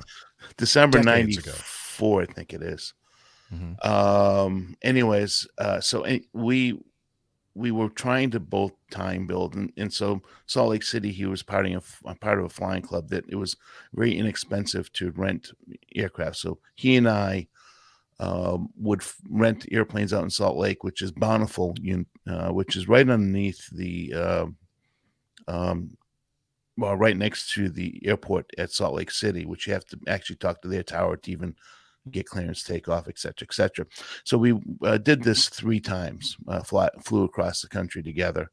And up until very recently, JR and I probably had the most flying time together. And certainly for me, the most time I had ever flown with any one individual was with JR. I mean, we're talking hundreds of hours together. And so we knew each other really well. And as a matter of fact, we almost one time crashed an airplane into Enid, Oklahoma. You talked about fuel starvation earlier with that first news clip, and that was going to Enid, Oklahoma. We were flying a single engine Comanche, and we had a fuel starvation on a base to final. Already had the flaps set at full. Already had the landing gear down. So that airplane was dropping like a rock once the engine quit, and I had a very high tension power lines in front of me at a high level, probably 100 feet off the ground at least, maybe 150. And I had to make a decision real quick if I was going to go below them or go above the power lines. So I pushed the nose over to go below them because we weren't going to make above them. And so JR, good CRM, was switching tanks. And next thing you know, the engine came back at full power. And now I'm looking at the power line saying, well, do I still fly under them or do I try to get above them? And I, real quick calculation, I went above them, and then we landed and changed our underpants. But anyways, I remember you telling that story in the past. Yeah, it's a great story. Yeah. So you were with him when this happened? Yes, I was with him when that happened. So we, as I said, we've got we're both ground school instructors. So we had, the inherent sense of being good CRM pilots, one flying one leg and the other guy works the problems and so forth and so on. So it really worked out well. So fast forward, when September 11th happened, the airlines were trying to cut staffing, and I took an opportunity to leave property and went and flew for a very small regional airline called ASA. JR did not leave right away, but he did a year later, and he went to work for Continental Express. So our paths kind of diverged at that point, only to come back and through various channels end up back at the same airline. I worked as a duty pilot. He worked as a duty pilot. He actually ended up working on the fourth floor. I had spent so much time trying to build my time to be able to do the best job in the world, and that's fly airplanes. I saw the writing on the wall, and I said, I know what? I want to go fly airplanes for a living, and I never looked at the management aspect of it. JR stayed on that same path, ended up as an instructor, and fast forward all through this 25 years later, in 1 month, January of this past year, I had a trip in open time, and JR came out and flew the trip with me. So you talk about coming full circle on a career. It was just, it's very, very moving for me. It's one of the biggest highlights of my life and one of my highlights of my careers, because, we started both with the aspiration of doing this. And then, here we are 25 years later, and we're both doing exactly what we wanted to do. So That's awesome. very, very, very fortunate, very lucky, really good friend, really good resource when I was coming, because he's an Airbus instructor. So, when I had some big questions, he was there for me the entire time to answer anything I had. He actually took me into the simulator before I even started training to give me kind of a high level, this is how the airplane flies, this is what it looks like, this is what the ECAM looks like. It was really a good intro to what I was getting into. Excellent. So that's a picture of me the day that I passed my check ride on OE. So I was fully signed off at that point. It was just a very amazing happy face. feeling. Yeah, very happy face. And then now you have a picture of the Neo. This is not the Acme. This is our sister airline, Delta, that we're seeing in the photo. But it's almost identical airplane to the one that we fly at Acme. Exactly the same. The Neo is a Neo, and just different paint scheme. Yeah. But still in front of my favorite town on especially in the United States, and that's Boston. That is why I kind of been onto that photo, and just my new type of aircraft in front of my hometown. Really, really rewarding. Nice. Yeah, any new members in your family, Dana? Yeah, she's sitting on my lap. There she is. There's my little baby. She is actually one of the sweetest little girls ever. She is just loves people. And her name is Aria. We rescued her during COVID. She is a little poodle. She's roughly 12 pounds, and she absolutely loves doing several things. One, she loves playing. Of course, what dog doesn't? But she loves going in my backyard hunting for squirrels and chipmunks. And she has 2 confirmed kills now for a 12-pound dog. Yeah, she's very much a hunter. And she loves the lake. Perfect segue. Yeah, Of course. Oh, that's an awesome photo there. I made that hat for her, so her her daddy, she can match her daddy. But that's for those just listening. It's how everybody's seen me with my hair hat on. I look like Guy Fieri. I'm floating in the water with sunglasses on in my hair hat, which happens to be red. And then there's my little girl with her life preserver on, with her red hair hat, with her hair spiked and her red sunglasses on. Just like Daddy. Just like Daddy.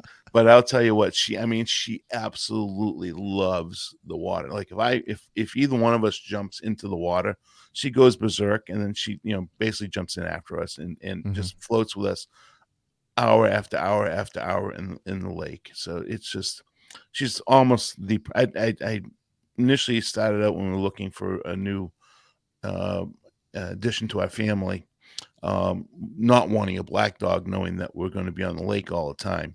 But they couldn't have asked for a better or more perfect puppy. And I didn't send the photograph, but she also likes to ride on a motorcycle as well. Wow, crazy, isn't it? Dana is a veterinarian in our live audience, and she says, "What an adorable little dog!" And she sees a lot of them. She knows what she's talking about. Yeah, poor baby. Speaking of Deanna, she just had. She's just like her daddy, has problems with her teeth. So we think she's somewhere around 5 because we rescued her, but she just had 3 more teeth out today. So she's laying in my lap, kind of woozy and out of it, and clearly not very comfortable. She loves to be with her daddy. So, yeah, she's a wonderful girl. So the next picture we're talking about, and we have a picture of, speaking of cumulogranite, Special Airport Qualification, SAQ Airport, which is Jackson Hole, Wyoming. What a wonderful, beautiful, challenging place to fly. I just had quite literally checked out on the airplane, had only been on it, I think I had about 120, maybe 150 hours at the most on the airplane, which, it sounds like it's a lot, but, when you're just getting used to an airplane, that's not a lot of time. And I had this trip to Jackson Hole, which requires a line check airman to sit in the jump seat to, give you guidance and observe you and sign you off to be able to do this operation. Well, there's only one other time in my entire career I have felt so far behind the aircraft. And that's the first flight I ever took was from Atlanta to Macon, Georgia, which, as you know, is a very short flight. This flight is 30 minutes, but there's a lot of considerations you have to think about. Number one, the airport is 6,000 plus feet elevation, with a 6,000-ish foot, I can't remember, the 6,200 feet elevation or 6,700 feet elevation, 6,200 foot runway, vice versa, somewhere right around there. Very, very complex airport to fly into with a lot of high terrain. I think the Tetons are somewhere around 13,000 feet in elevation. So it's very challenging. Fortunately, when I flew in, it was mostly clear. But I can see where, like the first news item we had, I can see where it can become very confusing, very complex, and very difficult right away. And if it hadn't been clear up there, it would have been very difficult, because you have to consider not only the runway length, but is the runway clean? They can't use, because it's in the national park here in the United States, they cannot use de-icing fluid on the runway or any type of salts. So the runway has to be cleared. There's a whole list of considerations they have to think about. Do I have enough fuel to go back to Salt Lake City? Well, we're already limited on fuel because the airplane is going into a very high altitude and very short runway. So of course, they want to try to get as many passengers on the aircraft and cargo while they're also trying to minimize the amount of fuel that you have so that you can get in there. So there's a lot of things. The weather, you have to know the weather before you ever think about leaving Salt Lake City. And of course, up in the mountains, the weather is very changeable. So as a new captain, and unfortunately, one bad thing is I only had about 50. I was scheduled for about an hour and 5 minutes on the ground, but because of delays, I only had about 50, maybe 45 minutes to do all of this for my first time. So there's the time compression issue that became a factor. So I slowed the operation down. I wasn't willing to take the chance and not be familiar with where I'm going, what I'm doing. And there's all types of slides and videos and pictures that you have to go through. And I did all that before I even got to Salt Lake, but still very overwhelming. I have a bit of advice for you, and probably another consideration. I wouldn't fly the airplane with all that snow on the wing. Just saying. Yes, yeah, that was a small consideration. I just it'll blow off once you get going fast enough. Yeah, I was pondering my fate because it was so cold that snow would have just blown off anyways. It wasn't melted. Mm-hmm. But no, I of course got de-iced. Absolutely. So you mentioned the runways. Is that the same for the aircraft as well? I mean, can you use de-icing fluid on the aircraft, or do you have to use some other method? Nope, they do not use hot air de-icing. At least when I was there, the two times I've been there, one time I didn't need to de-ice. This time I did need to de-ice, and they use fluid. So okay. Yeah, it's type 1. Cool. So it wasn't bad.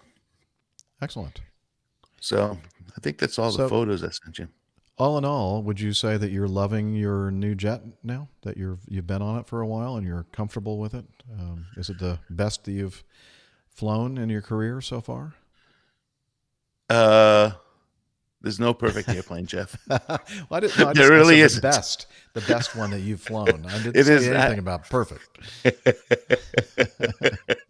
I would say it's the most comfortable aircraft I've ever flown. I am very, very comfortable in it. The seat, having an electric seat that moves into any position is great. I will make the one caveat on that. The older Northwest versions of the Acme Bird, they have a very uncomfortable seat. It's actually 3 different pieces. And there's a seat cushion, then in the bottom cushion, then there's a middle cushion, like where the lumbar is, with nothing below it and nothing above it. And then there's like a shoulder rest. No headrest. It's an incredibly uncomfortable, very painful seat to sit in. So I would say, other than that one factor, only on the 320, it is a very good airplane. Is it the airplane I'm going to retire on? I absolutely think so. I think I'm going to stay on it, only because of the growth on it and the other options at the airline. The 737 just frankly is just too tight of a cockpit for me. I'm just too big of a guy. So it's the bus is really a great airplane. Now the 319 is a wonderful, wonderfully powerful, it has great performance. That's why we can take into short runways like up to Jackson Hole. I will say that my worst landing ever in any commercial airliner was on the Airbus 319 going into Key West, Florida. Yeah, that's not a long runway. Not a long runway at all. And I did what I would think is a perfect short field landing. However, the computer on the airplane didn't agree with me. And when I had the stick all the way back at the stop, trying to pull the nose off, and the airplane just slammed down. I mean, I had to go out and check the struts and make sure I didn't lose all the tires and hit the bottom of the engine. I hit that hard. I mean, it was that. Wow. I was like, oh boy, Yeah. yeah, it survived, so I survived. But yeah, Good. the Airbus is an incredibly comfortable airplane. I would have to say, it's got the technology of the 88. As far as the avionics go, it's still the late 80s technology. It's not the newer technology that's available on the 7.3. So the 7.3 is kind of a meld of the best of the new technology and the best of the old technology. So it's kind of, I'm kind of going into the comparison a little bit because honestly, if you ask me, is the bus the best airplane out there? No. Is it the most comfortable airplane? Well, they designed it that way, and it's actually probably one of the most comfortable passenger airplanes out there. Yeah. It's comfortable to ride in the back as well, and it's very in just the way the autopilot works. I think is very passenger centric as well. I love the 321 and the 321 Neo. Uh, Derated the engines a little too much, in my opinion. So we have a little bit of trouble climb. I call it the 3 or 4 state climb. So it depends on, like when I came out of Boston last week, it's a 4 state climb. It's Massachusetts, Connecticut, New York, and finally leveled off over New Jersey. So when this airplane gets heavy, its climb performance is not spectacular at all. Optimum. Yeah. Not optimum. And so it's a very comfortable flying airplane. It's been a bit getting used to that side controller. I'm still on the 7.3 and the 88, I could really got the hang of the landings real quick and could almost always very consistently land those airplanes very smoothly. The bus, not so much, because you're flying a computer. You're not really flying, with a 7.3, even though you're flying hydraulics and it's fly by wire, like in the 88 was actually fly by wire. Those two airplanes you were directly controlling, basically directly. Yeah, a cable, exactly. You're basically flying both of those airplanes directly, whereas the Airbus, it's you're basically flying a computer. So if you don't fly exactly the exact same way, it's always changing conditions, different weather, different winds, different everything, different temperatures. It can be quite a challenge to land this airplane consistently smooth. But overall, Jeff, yeah, I have to say, I pondered for a long time whether I should have gone to the 7.1. But the flying that I'm doing on the Airbus is kind of like the old 88 days. And that's seriously still some of my favorite type of flying to do. I like the 1 to 2 hour legs. And, if I have to do 3 legs a day, so what? I mean, it's really a pre-flight on the Airbus is about 7 minutes. That's it. That includes setting up the cockpit, with your iPad and plugging your headset and, going ahead and downloading the flight plan and looking at the weather viewer to see if the, turbulence. It's about 7-8 minutes maybe. So, yeah. It's been a great ride. The training was a bit challenging just because it's a whole new way of thinking. Just like when you came through training on the 7.1, the FMS gave you some headaches and some issues. It did. I tried to quit. Retire early. Yeah. So can I do the voluntary early out program? And they go, no, you had to do that like 6 months ago, Jeff. So shut up and learn this. Yeah. Yeah. Just be done with it. Yeah. And once you get used to it, I mean, I've talked to a couple of my friends that have flew this, one of my buddies very close to me, Adam, he has flown just about every, well, certainly he's flown every narrow body here at Acme. And he said his favorite airplane that he's ever flown at Acme, if you don't include the 7.5, of course, 7.5 is, just in its own category. His favorite is a 717. So, in some regards, I'm kind of, remiss that I didn't go to and stay with my, McDonnell Douglas family per se. Now, even though they call us Boeing 71, it's still a MD-95. It's a McDonnell But Douglas. it is. And so, but the bus, they basically, from what I understand, now I'm no expert. I'm an expert on how to operate the box, the FMS. And I'm still learning things about it. I've only got 320 hours on the airplane. So, everything's going to be a learning process. But I would say, they had to develop this FMS from the ground up because Honeywell and what's the other big manufacturer of FMSs? Oh my God, I'm having a brain fart. Collins, maybe? Anyways, Collins. So they couldn't. They had to worry about copyright infringement, so they had to do things a little differently. And it's a from box, and you have to realize that. So it's almost like back in the '88 days, we always did what was called a dry clean. So you have to go direct to some place, anchor it, and then build the plane out in front of it, right? So that's basically what you have to kind of do with the Airbus. And so it's got its it's a very well designed airplane. It really does what it's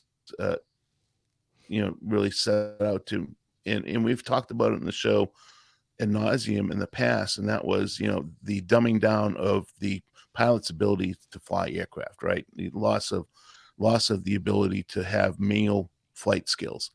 And I really think of all the airplanes I've flown that the Airbus is probably the biggest culprit in that, because as everybody's told me, it takes really, really good pilots and makes them average pilots.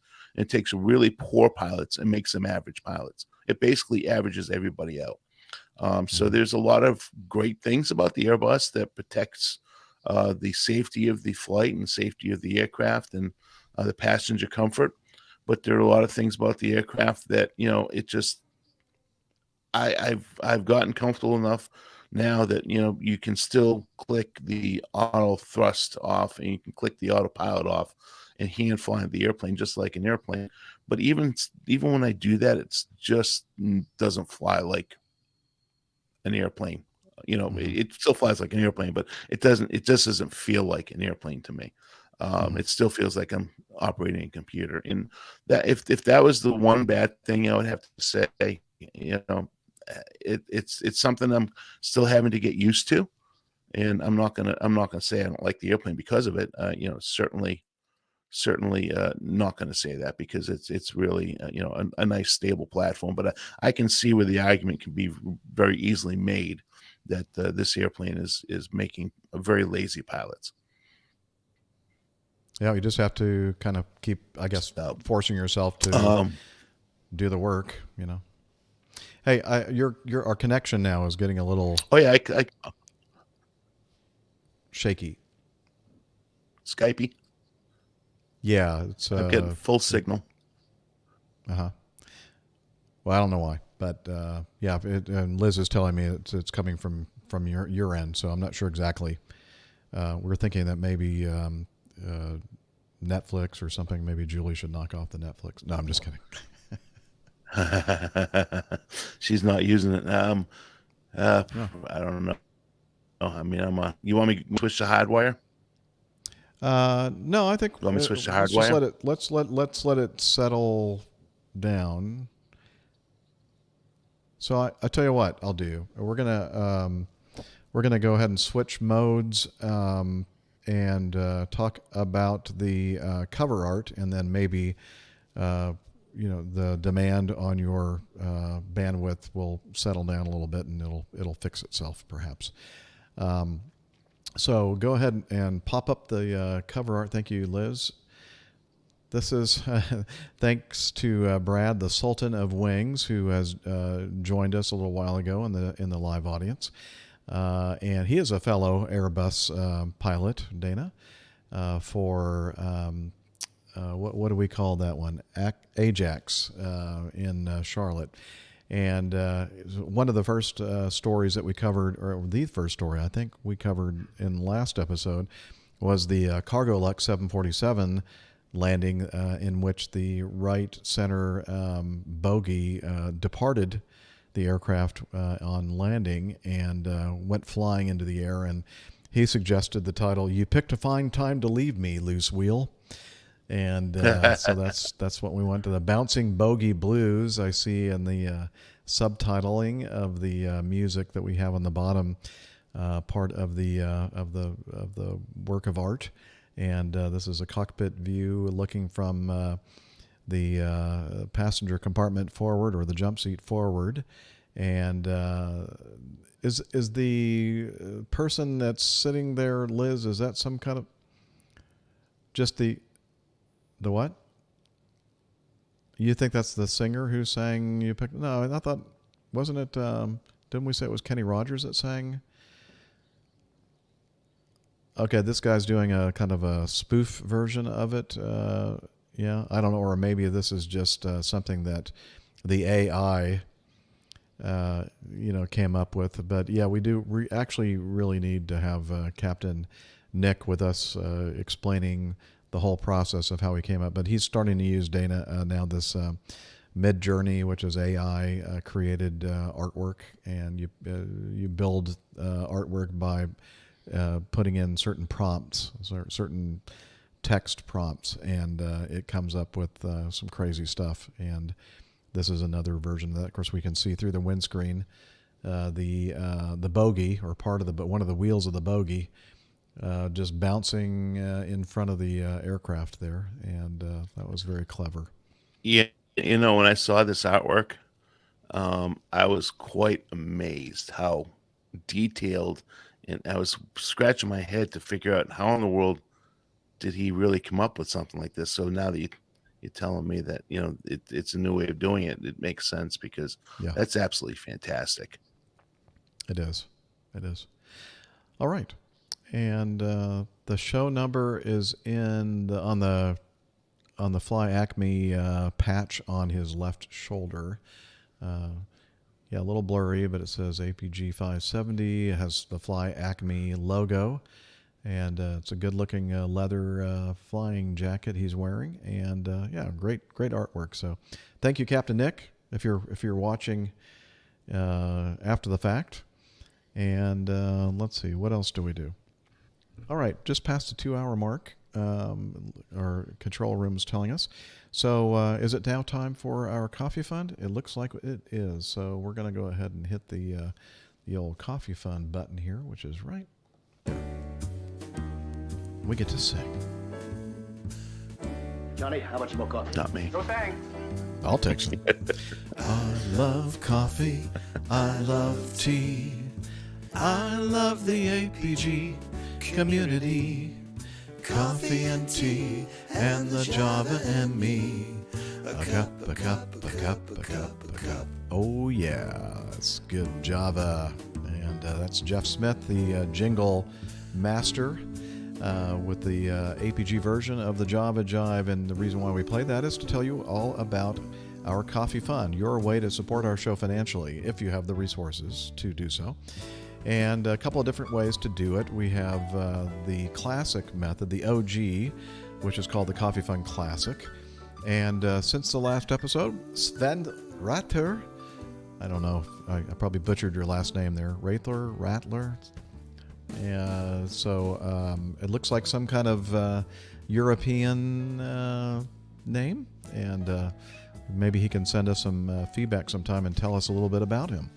But thank you very much for your donation, sir. And also, Alan Loveday. And the reason why I have an asterisk there is because he used the function on PayPal where you can actually put a little note in with your contribution. And so I'm going to try to quickly find... I'm probably going to have to re-log in. Here we go. The note from Alan is, thanks for all you do. Great team and lovely community. Keep up the great work and happy retirement when you get there, Jeff. I'm now 10 years into retirement. Awesome. And never been so busy.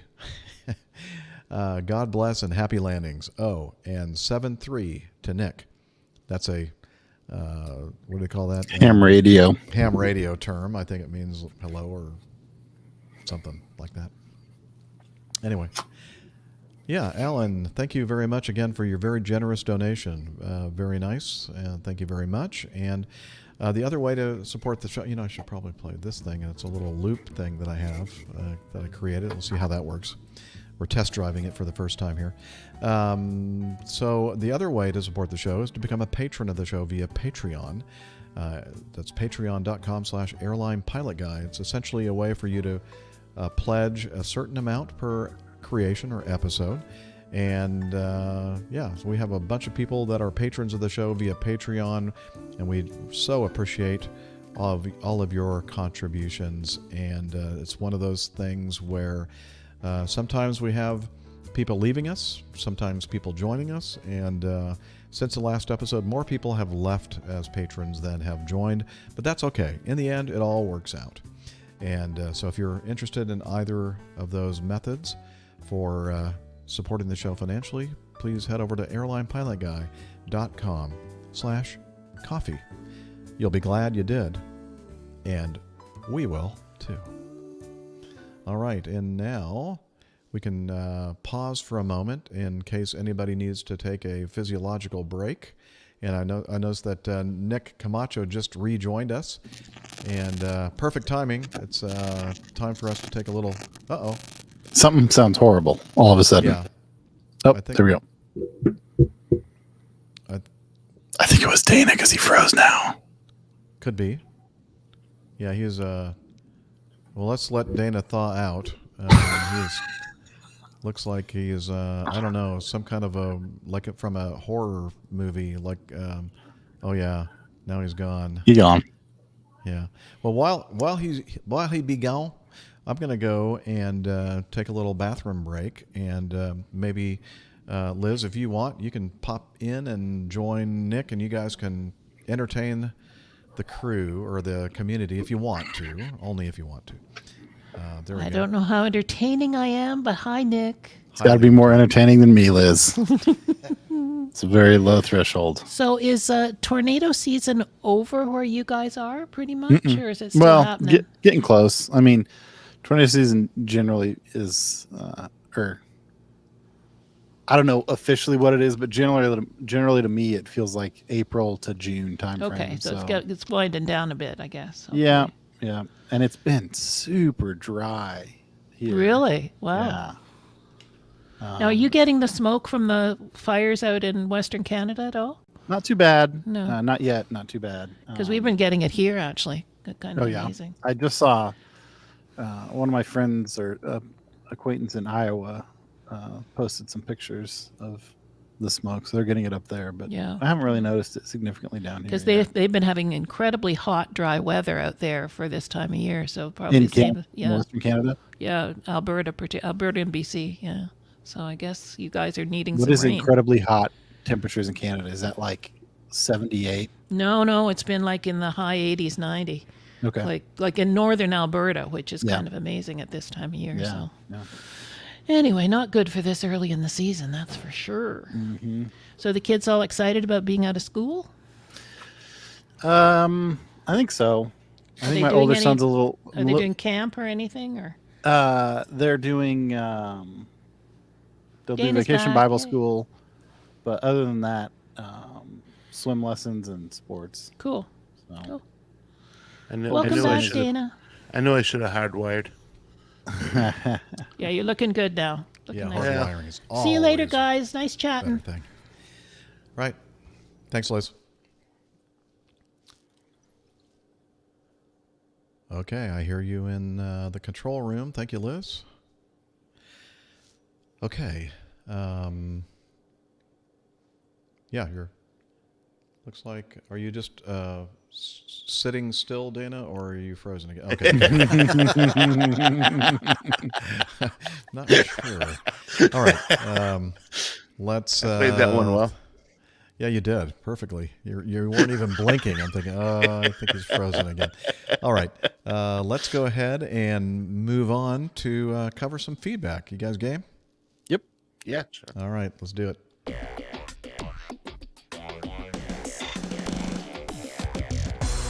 Captain.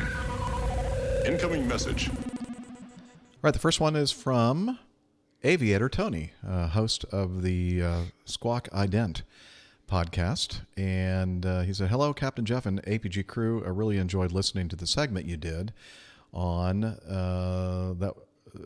Oh, I'm sorry. I really enjoyed listening to the segment you did on the crew that was scolded by the tower controller at San Francisco. I totally get it from both sides of the argument. I was driving when I recorded this, so forgive the sound quality. Cheers, y'all. He says, obviously, you will not hurt my feelings if you decide not to use any of this feedback. I get it. You have to stay above 50% after all. Well, you know, considering that then, Aviator Tony, I was going to play it, but with that caveat, we'll just go ahead and move on to the next feedback item number. No, I'm just kidding. No, it's very nice feedback, and you're going to hear it right now. Take it away, Aviator Tony. Good morning, APG. Well, this is Aviator Tony here, listening to the latest episode.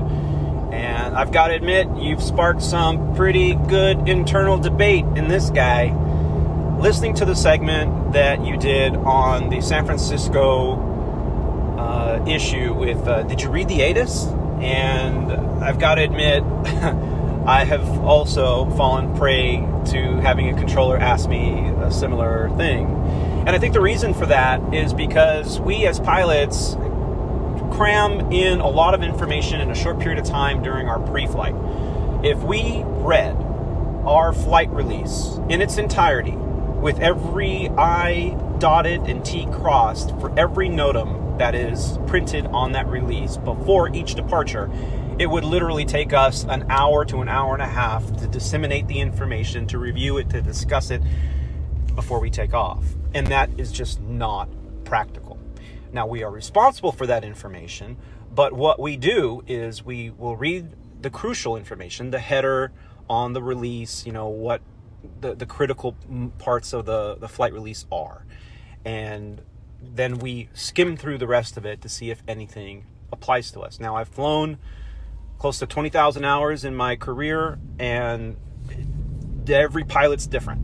Every pilot will say, you know, hey, I was looking at this at the hotel, and I see that this NOTAM and this NOTAM and this NOTAM, and you're like, wow, okay. And then the other pilot's all right, we got our min takeoff fuel and our landing fuel, and let's go. And the rest of it's all just kind of skimmed through. So you have all different types of pilots out there that feel comfortable with, you know, the information that they usually gather before each departure. And ATIS is no different. Some ATISes are short and to the point, and we take the critical information from that, we apply it to our pre-flight briefing, and prepare for departure. Other ATISes at major airports, San Francisco being one of them, can be a good 6, 7, or 8 inch long piece of paper with very fine print, with a plethora of NOTAMs and runway closures and taxiway closures and birds in the vicinity, or codes for birds in the vicinity like BIV. And all this information, day in, day out, it gets to be, like a flight release, a little monotonous. So we tend to look at the critical information. The altimeter setting, the temperature, the winds, the runways in use, any taxiway closures that are going to affect us on the taxi out. And we take this, we use this information to load the FMS system, and we're on our way. A lot of times, those last few sentences on the ATIS are missed. And these are things like, maybe down there they'll put low-level wind shear advisories are in effect. Or, make sure you have the numbers for both runways before you taxi. I can easily see how that can be missed. I don't fault those pilots, the Delta pilots, for missing that. And when they said, well, I read the ATIS. Well, sure, but did you read all of the ATIS? And technically, they're at fault. They should have had that briefed and ready. Now, maybe they did, as you guys so eloquently mentioned in your discussion about the event. Maybe they did. And in that scenario, what plays out in my head are the many times that I have been able to do a last minute runway change because as the first officer, you're the one that is heads down in the box or in the FMS system, and you're the one that's changing runways, making sure that the no links or the discontinuities in the flight plan have been removed, make sure that the waypoints have not changed on the departure, and you have the performance numbers. If you do those three things, then you should be good to go. You can brief the captain while they're taxiing on the changes. Some captains will say, okay, sounds good. You know, they're kind of following along as you're doing this and taxiing. Other captains, they want to stop the airplane, pull off to the side, go over everything with a fine-tooth comb, and that's okay too. That is part of being a chameleon as a first officer. You have to adjust. Now, I'm pretty good with the management system, and I can probably do a runway change in the flight management system within 60 seconds and cover all of the three critical points, which is runway change, changes to the departure, removing any discontinuities, and making sure the performance numbers are correct. And some captains were like, okay, I see you got it in there, let's go. And others need the time. And you need to know who you're flying with, because if you're flying with the latter, then accepting we can get this done in 2 minutes is probably not realistic.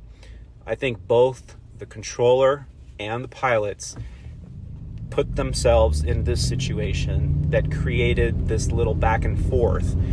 And unfortunately, it does happen. It could have led to something a little bit more dangerous, but I think this was a great example. I'm really appreciating that you spoke about this on the show.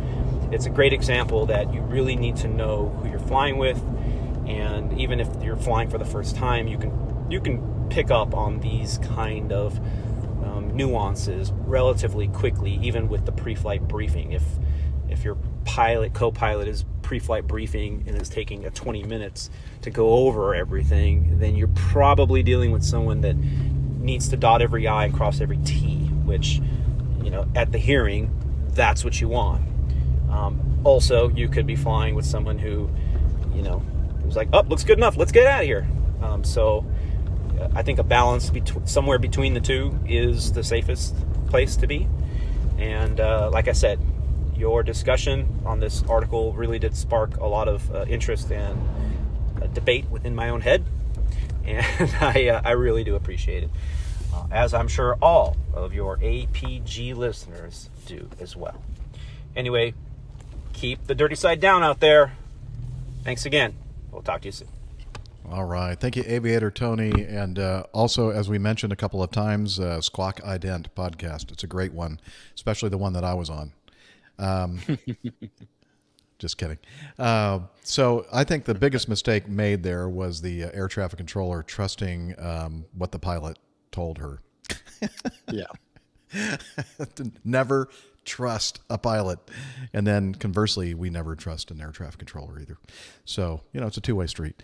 But I think as we mentioned, very, very pertinent points that you made there, Tony, regarding, who you're flying with. And maybe the first officer thought that it was only going to take 2 minutes, but maybe the captain he was flying with wanted to not compress that time, and which is perfectly legitimate, and I think a lot of people in safety would say preferable.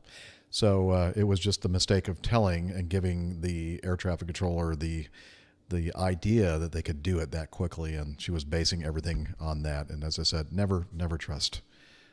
Trust but verify, I guess, as Liz just said.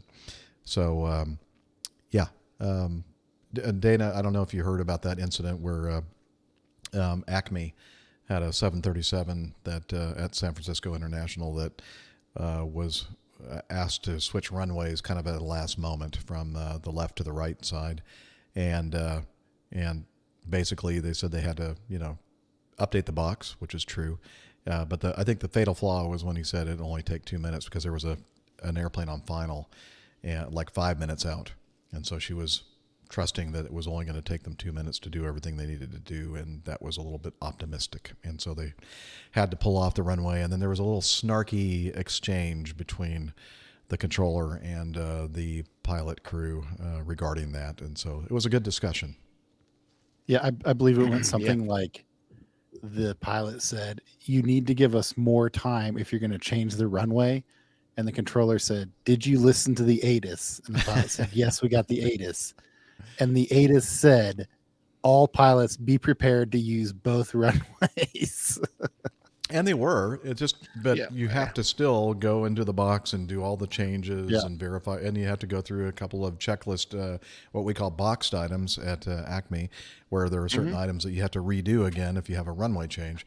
And I think, again, sometimes we underestimate how long it takes for things to happen. Like in our head, all the stuff that we've just done only probably took a minute and a half.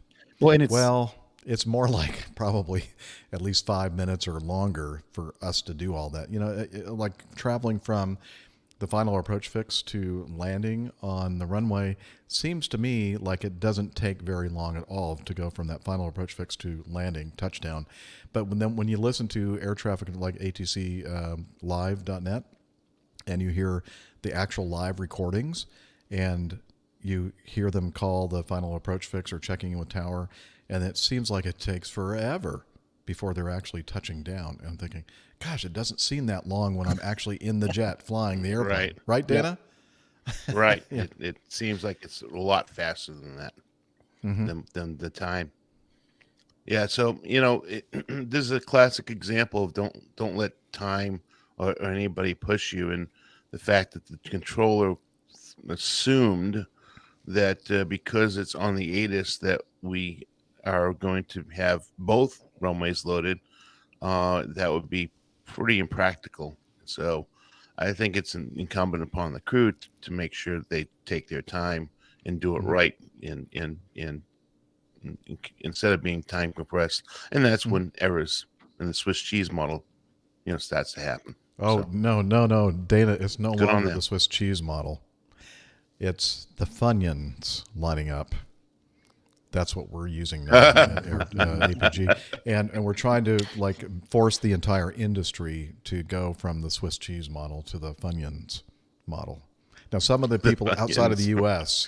are a little confused about that whole concept. But, yeah, Captain Nick is starting to pick up on that. So, anyway, good discussion. Good discussion. And thank you so much, Aviator Tony, for checking in and providing us with some audio feedback. And you can tell he's a podcaster because it was awesome audio quality, even in his car. Now, I'd take that thing into the shop and have him take a look at the left rear suspension. I think I heard a little something in there that didn't sound quite right. I'm not an AMP mechanic, Liz, but I am a certified automobile mechanic. I'm not really. No, just kidding. You know what I'd like to do, Liz? I would like to skip to item number 7 because I noticed that Greg Peterson is in our live audience, and he sent us just before we started the show, a little bit before we started the show. So there was a discussion. Well, here, let me read this. Greg Peterson, or once upon a time biggest ass fan, because that was a company he worked for, the Big Ass Fan Company. No longer working for them. He's now working for an aviation jet engine company, which he is just loving. And so he sent this in response to the feedback about the United Airlines aircraft numbers. I have a few friends who work for United, and I checked into the aircraft numbering system. Here's a brief explanation of United Airlines aircraft numbers. And who was that that was asking about that? It was Sam Bolog? Okay. Sam showed us, show that picture again, Liz, in the video, the model that he had, and he was referring to the 2077 ETOPS in that blue area there, and he's trying to figure out the code of what 2077 stood for. So, Greg, our APG community is awesome. You know, we have people that get right on it and do all the sleuthing and solving of these issues for our other crew members or community members. He said, here is a brief explanation. Numbers that start with 1 are 787-10s. Numbers that start with 2 are 777s originally belonging to United, and those 777s purchased after the merger with Continental. Numbers that start with 3 are aircraft that belong to or were ordered by Continental prior to the merger with United. These include all of the Airline 767-400s. Some of these aircraft may still have numbers on the gear doors. And he said, see the photo below from Dulles to O'Hare flight this morning that begin with 0, as the Continental aircraft numbers previously all started with 0, but were renumbered with 3s in the United system. Okay, are you following us so far here? That's pretty simple and complicated. Yeah, there will be a test at the end of the show. 787s bought post-merger also used the 3-digit. Okay, numbers that start with 4 are Airbuses. Numbers that start with 5 were 757s that originally belonged to United. I understand that all of these are retired now. Numbers that start with 6 are 767s that originally belonged to United. Numbers that start with 7 are 737 Maxes. There's one right there in the picture, in the video. Numbers that started with 8 were the United 747s, which are all retired. I didn't realize that United had retired all their 747. That makes sense. Okay, well, Greg, that is great. Thank you very much for providing us with that information for that first digit of those 4 numbers. Now, please explain what all the other digits mean. Yeah, I don't know. I think it may have something to do with the registration number, the N number of the jet, if I'm not mistaken. But we do have Greg with us in the live audience, although he is on about a 20-25 second delay. Especially Greg. I think he has like a 2-minute delay because of the swearing. Yeah, we'll wait for him to see what he says about the other numbers after that first digit. But wow, that's a lot more than he said they kind of match the registration number as best I can fit. Yeah, so that's what we thought too. So, wow, that was an in-depth explanation of the first digit of those 4-digit numbers that are on the United Airlines airplanes. Again, wow, what an amazing audience we have. Anything to add or subtract, the two of you? No? I don't have anything. Okay. Well, pretty informative. And it's kind of a crazy numbering system. It is complex. Yep, it is very complex. I'm not sure. I don't think our system is like that, Dana. I think it's a little bit simpler. Not even close. Yeah, much simpler. Let's see. Magnus has a recommendation for all of us. Hi, APG crew. Hope you are all fine. Here is a great YouTube channel called Speed Tape Films, which is a video series called Cockpit Casual, the life of a ferry pilot ferrying airliners around the world. Take care and blue side up and stuff. Magnus. And so he's given us some links here, which we're going to have in the show notes. I'm not going to play any of these. We have talked about Speed Tape Films and Cockpit Casual on our show in the past, but it's been some time.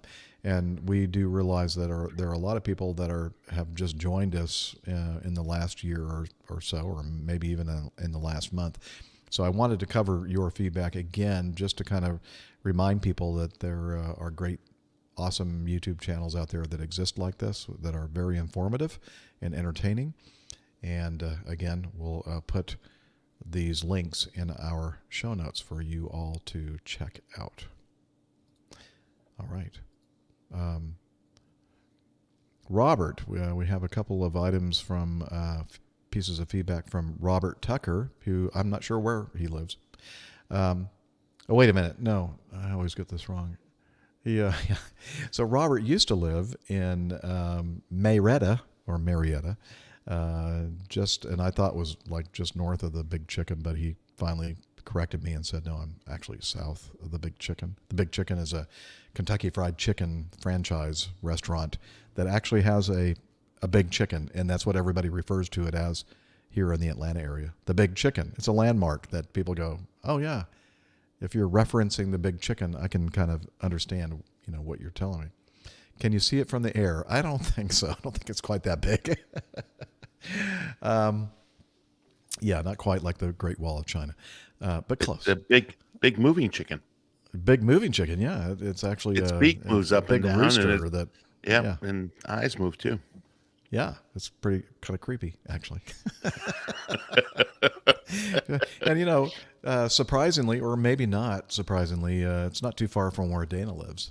A lot of crazy people that live out in that part of Atlanta. Just kidding, of course. No, you're not. But Robert has now moved from Cobb County to Gwinnett, or is it? Wait a minute, that actually might be DeKalb County, where he lives now in Tucker, Georgia. And I think that's wow. I did get married there, Liz, on October 23rd, 1982, at Tucker Methodist Church, just down the road from Tucker High School, where my previous bride attended high school, and in DeKalb County. Thank you. I thought so. Okay. Let's get back to Robert. This is the whole point of all this. Robert is now working for Acme as a contractor, I believe. And he says Acme Human Resources, HR, has issued new restroom signage. So there we go. I guess they're having some problem with cleanup in the men's bathroom. There's a little sign there showing what not to do. and the plea to the user, the customer here, hit the target. I think they could have added please. Hysterical. Yeah, so I guess they're having a lot of splashing and otherwise inaccurate delivery of the urine stream into the toilet receptacle at Acme, or the urinal, or the toilet, or whatever it is. Okay, there's a pretty common aviation, I don't know, bathroom sign, I guess, that says something like, if you have low manifold pressure, if you have low manifold pressure, position closely so you don't drip on your landing gear, something like that. So you can kind of relate a little bit better. Yeah. Oh, yeah, that makes sense. Yeah. In other words, the janitor is going to have a big job if you don't, do a little bit better with your aiming. Robert also. Oh, wait a minute. I don't know if I downloaded this video. Okay. Do we have time? Okay. So we'll just edit this part out while I quickly go to this downloading service and download this video. And again, it shouldn't take too long. Okay, here we go. We're going to do okay. And now we're going to go back here to this and find my StreamYard window, and then we're going to say present video file. And I'm not sure exactly what this is about, but we're going to find out all of us together here. Americas and Asia Pacific regions for transatlantic travel, group bookings can be made up to 331 days before departure. Okay, so it's showing a young lady in front of her computer, and I think she is calling into the reservation system for an airline, and I guess she's on hold right now. So, and she's looking kind of frustrated, perhaps, or not very happy. So here, let's continue.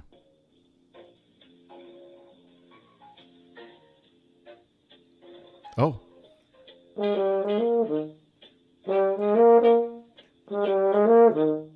Okay, so she's listening to the music, the hold music in the background, and then all of a sudden she pulls up from her lap a French horn, and now she is playing along with the hold music.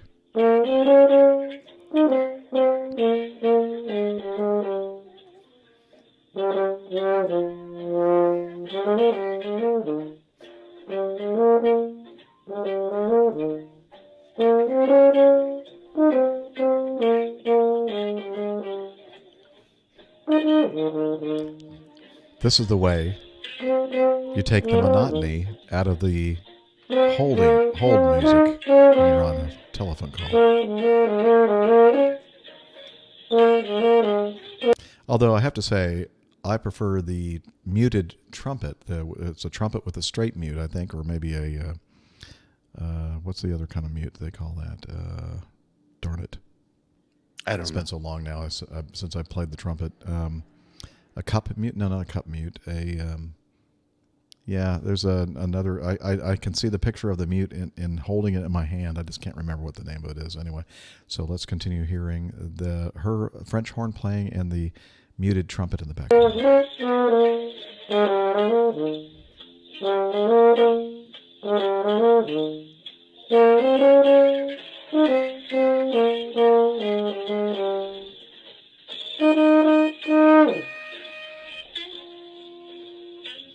Now she just stopped and she's just looking into the camera again. But obviously, for her to have worked out that melody means that she has been on hold for quite some time. A straight mute, cup mute. We're getting a Harmon. I think that's it. The Harmon mute. That's the one I was looking for. Yeah, well, don't get your mind out of the gutter, Liz. Okay. Jeff, it doesn't get any easier as you get older. No, it doesn't. It gets harder. Yeah. Well, oh, thanks, Liz. That's what she said. Or didn't say. Okay. Let's continue before we get into too much more trouble. That's it? Oh, wow. Cool. We have done it again. We have come in under the wire of 3 hours. Yes. Wow. Wow. Wow. Yeah. Speaking of that, nope. Yeah, it's supposed to play your. Wow. There we go. It's dedicated to the W key on my keyboard, Dana. And, wow. Okay. Cool. That's awesome. Yeah. Nice beaver. Thank you. So this is the point of the show, where we talk about the social medias, the social meds, as I like to call them. Oh, but before we do that, we're going to talk about our website, airlinepilotguy.com. Lots of stuff there. We have information about the crew and the community calendar. We have merchandise. We have the APG library. Tiffany, our librarian, takes care of that. We have a PT, a dedicated Plain Tales page, a way to get to the YouTube videos through the APG on YouTube. Oh, yeah, we should mention that, Liz. There was no Plain Tale this week because, unfortunately, due to scheduling concerns and a certain co-pilot or co-host who was busy playing with their bowls, very involved in lawn bowling league play, wasn't able to make it to the show today because he's very busy, Captain Nick is, and he's doing quite well, I believe. And so he's taking a break from the Plain Tale, and hopefully next week or the week after, we'll hear another one of those awesome Plain Tales from him. And so anyway, there's that on the website and so much more. So check it out. It's airlinepilotguide.com.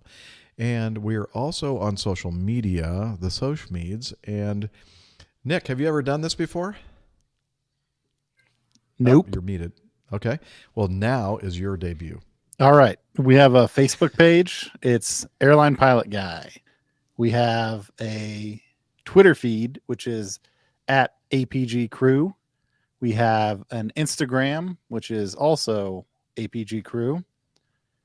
And we have Slack. We do have Slack. And there's a gentleman named Hillel that put that all together and manages it for us. And let's see if he's here today to tell us about Slack. And just miraculously, he always seems to appear wherever I am. I don't think he does. You know what? I don't think this is the right clip to play here. Okay, let me stop this one and play this one. What do you mean He's clip? taking we're listening to Hillel in the bathroom. He's like taking a very long shower. Let's take a shorter one this yeah. time. Hey, I got to pay for the water. Okay, but I'm dripping wet. Oh yeah, because I just asked him if he wants to tell us about Slack, and he's dripping wet. This is like terrible. Okay, let's hear what he has to say about Slack. Where is it? Shoot, here it is. APG listeners, please join us on our Slack team. Slack is a communication, coordination, and sharing platform that works on your mobile, laptop, or browser. On Slack, we share news and ideas. We suggest episode and plain tales topics. We plan events and meetups. To get into the Slack team, please email me at slack@airlinepilotguy.com. That's SLACK, Sierra Lima Alpha Charlie Kilo @airlinepilotguy.com. Or send me a tweet with your preferred email address to @Hillel, and I'll send you an invitation. That's Hillel, spelled Hotel India 11 Echo 1, and see you in Slack. Thanks a lot, Hillel. Always appreciate it. I need a towel. I got shampoo in my eyes. Okay. Got to end the show first, though. Okay. We, again, thank Hillel for all of his hard work. And we also want to thank Liz. Come on into the video box there. There we go. Thank you so much for all your hard work, Liz. You're an Man, I angel. had to troll for lots of news this week. Did you? I was working it. All right. Pretty thin pickings.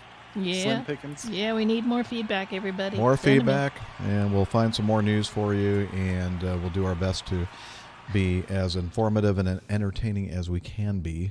You know, we have You guys stretched it out, and it was great hearing all about Dana's.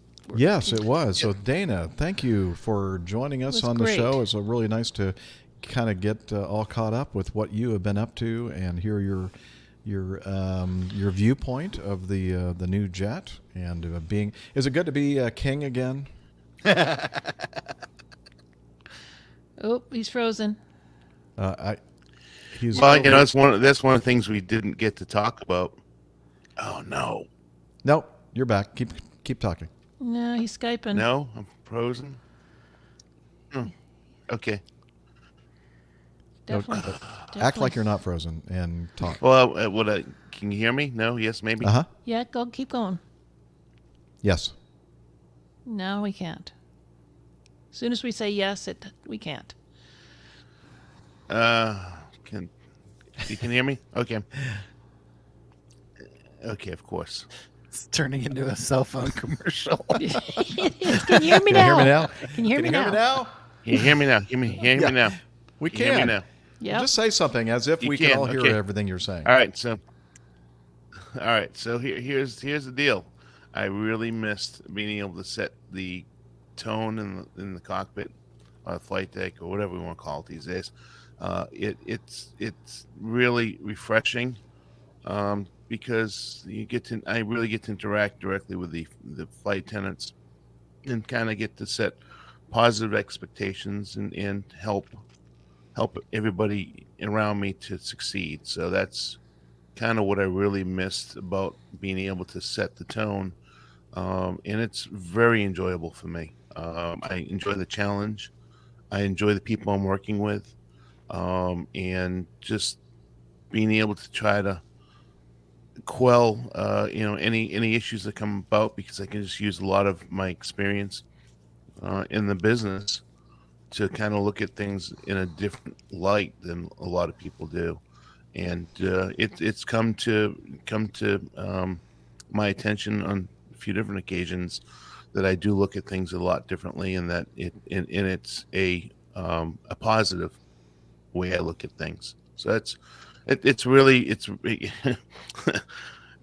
you know, it had a delay just the other day, and when I was making my PAs, I was explaining what was going on with the fuel pumps, and explaining, it's my decision to delay because it was a safety issue, and kind of went into a little bit of detail. And as we got, and we made up all the time upon landing into West Palm, this guy comes up to me, says to me, "Dude, I used to be a captain here. I'm retired." I said, "Oh, congratulations." He says, "And oh, by the way, those effing. I can't say what he said. Those effing PAs were amazing. Right. So that's just, somebody just giving me positive feedback. So I just love communicating, and I just love being able to enjoy the position. So I really missed it.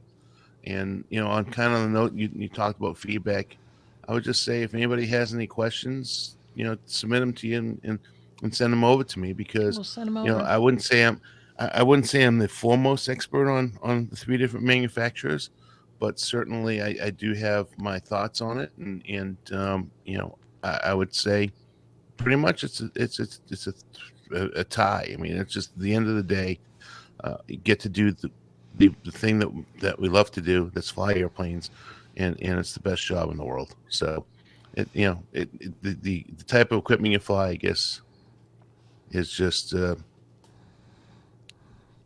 course there I'm Skyping again. Yep. Okay. Type So of we're equipment going- you fly, at the end of the day, it doesn't really matter as long as you get to do what you love to do. There you go. Thank you, Dana. It was awesome having you on the show again and catching us up with what you've been doing. And if anybody really has bad. any questions out there for Dana, please send them in, and we'll pass them on to him, and we'll get some answers for you. And until next time, wishing you all clear skies, unlimited visibility, and tailwinds. Take care. God bless. Oops, he's muted. See y'all next time. See you around the skies. Bye, everybody. Ba-dum bam. That was great. Excellent, guys. All right. Really That's a fun. take. That's a take. Oh, shoot. I forgot to record. We're going to have to start from the top. Are you serious? No, I'm not serious. Well, turn it off then.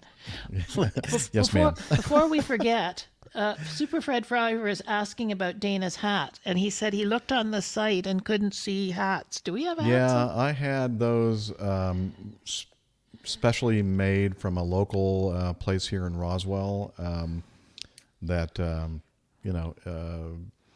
only had a certain number manufactured. Limited edition.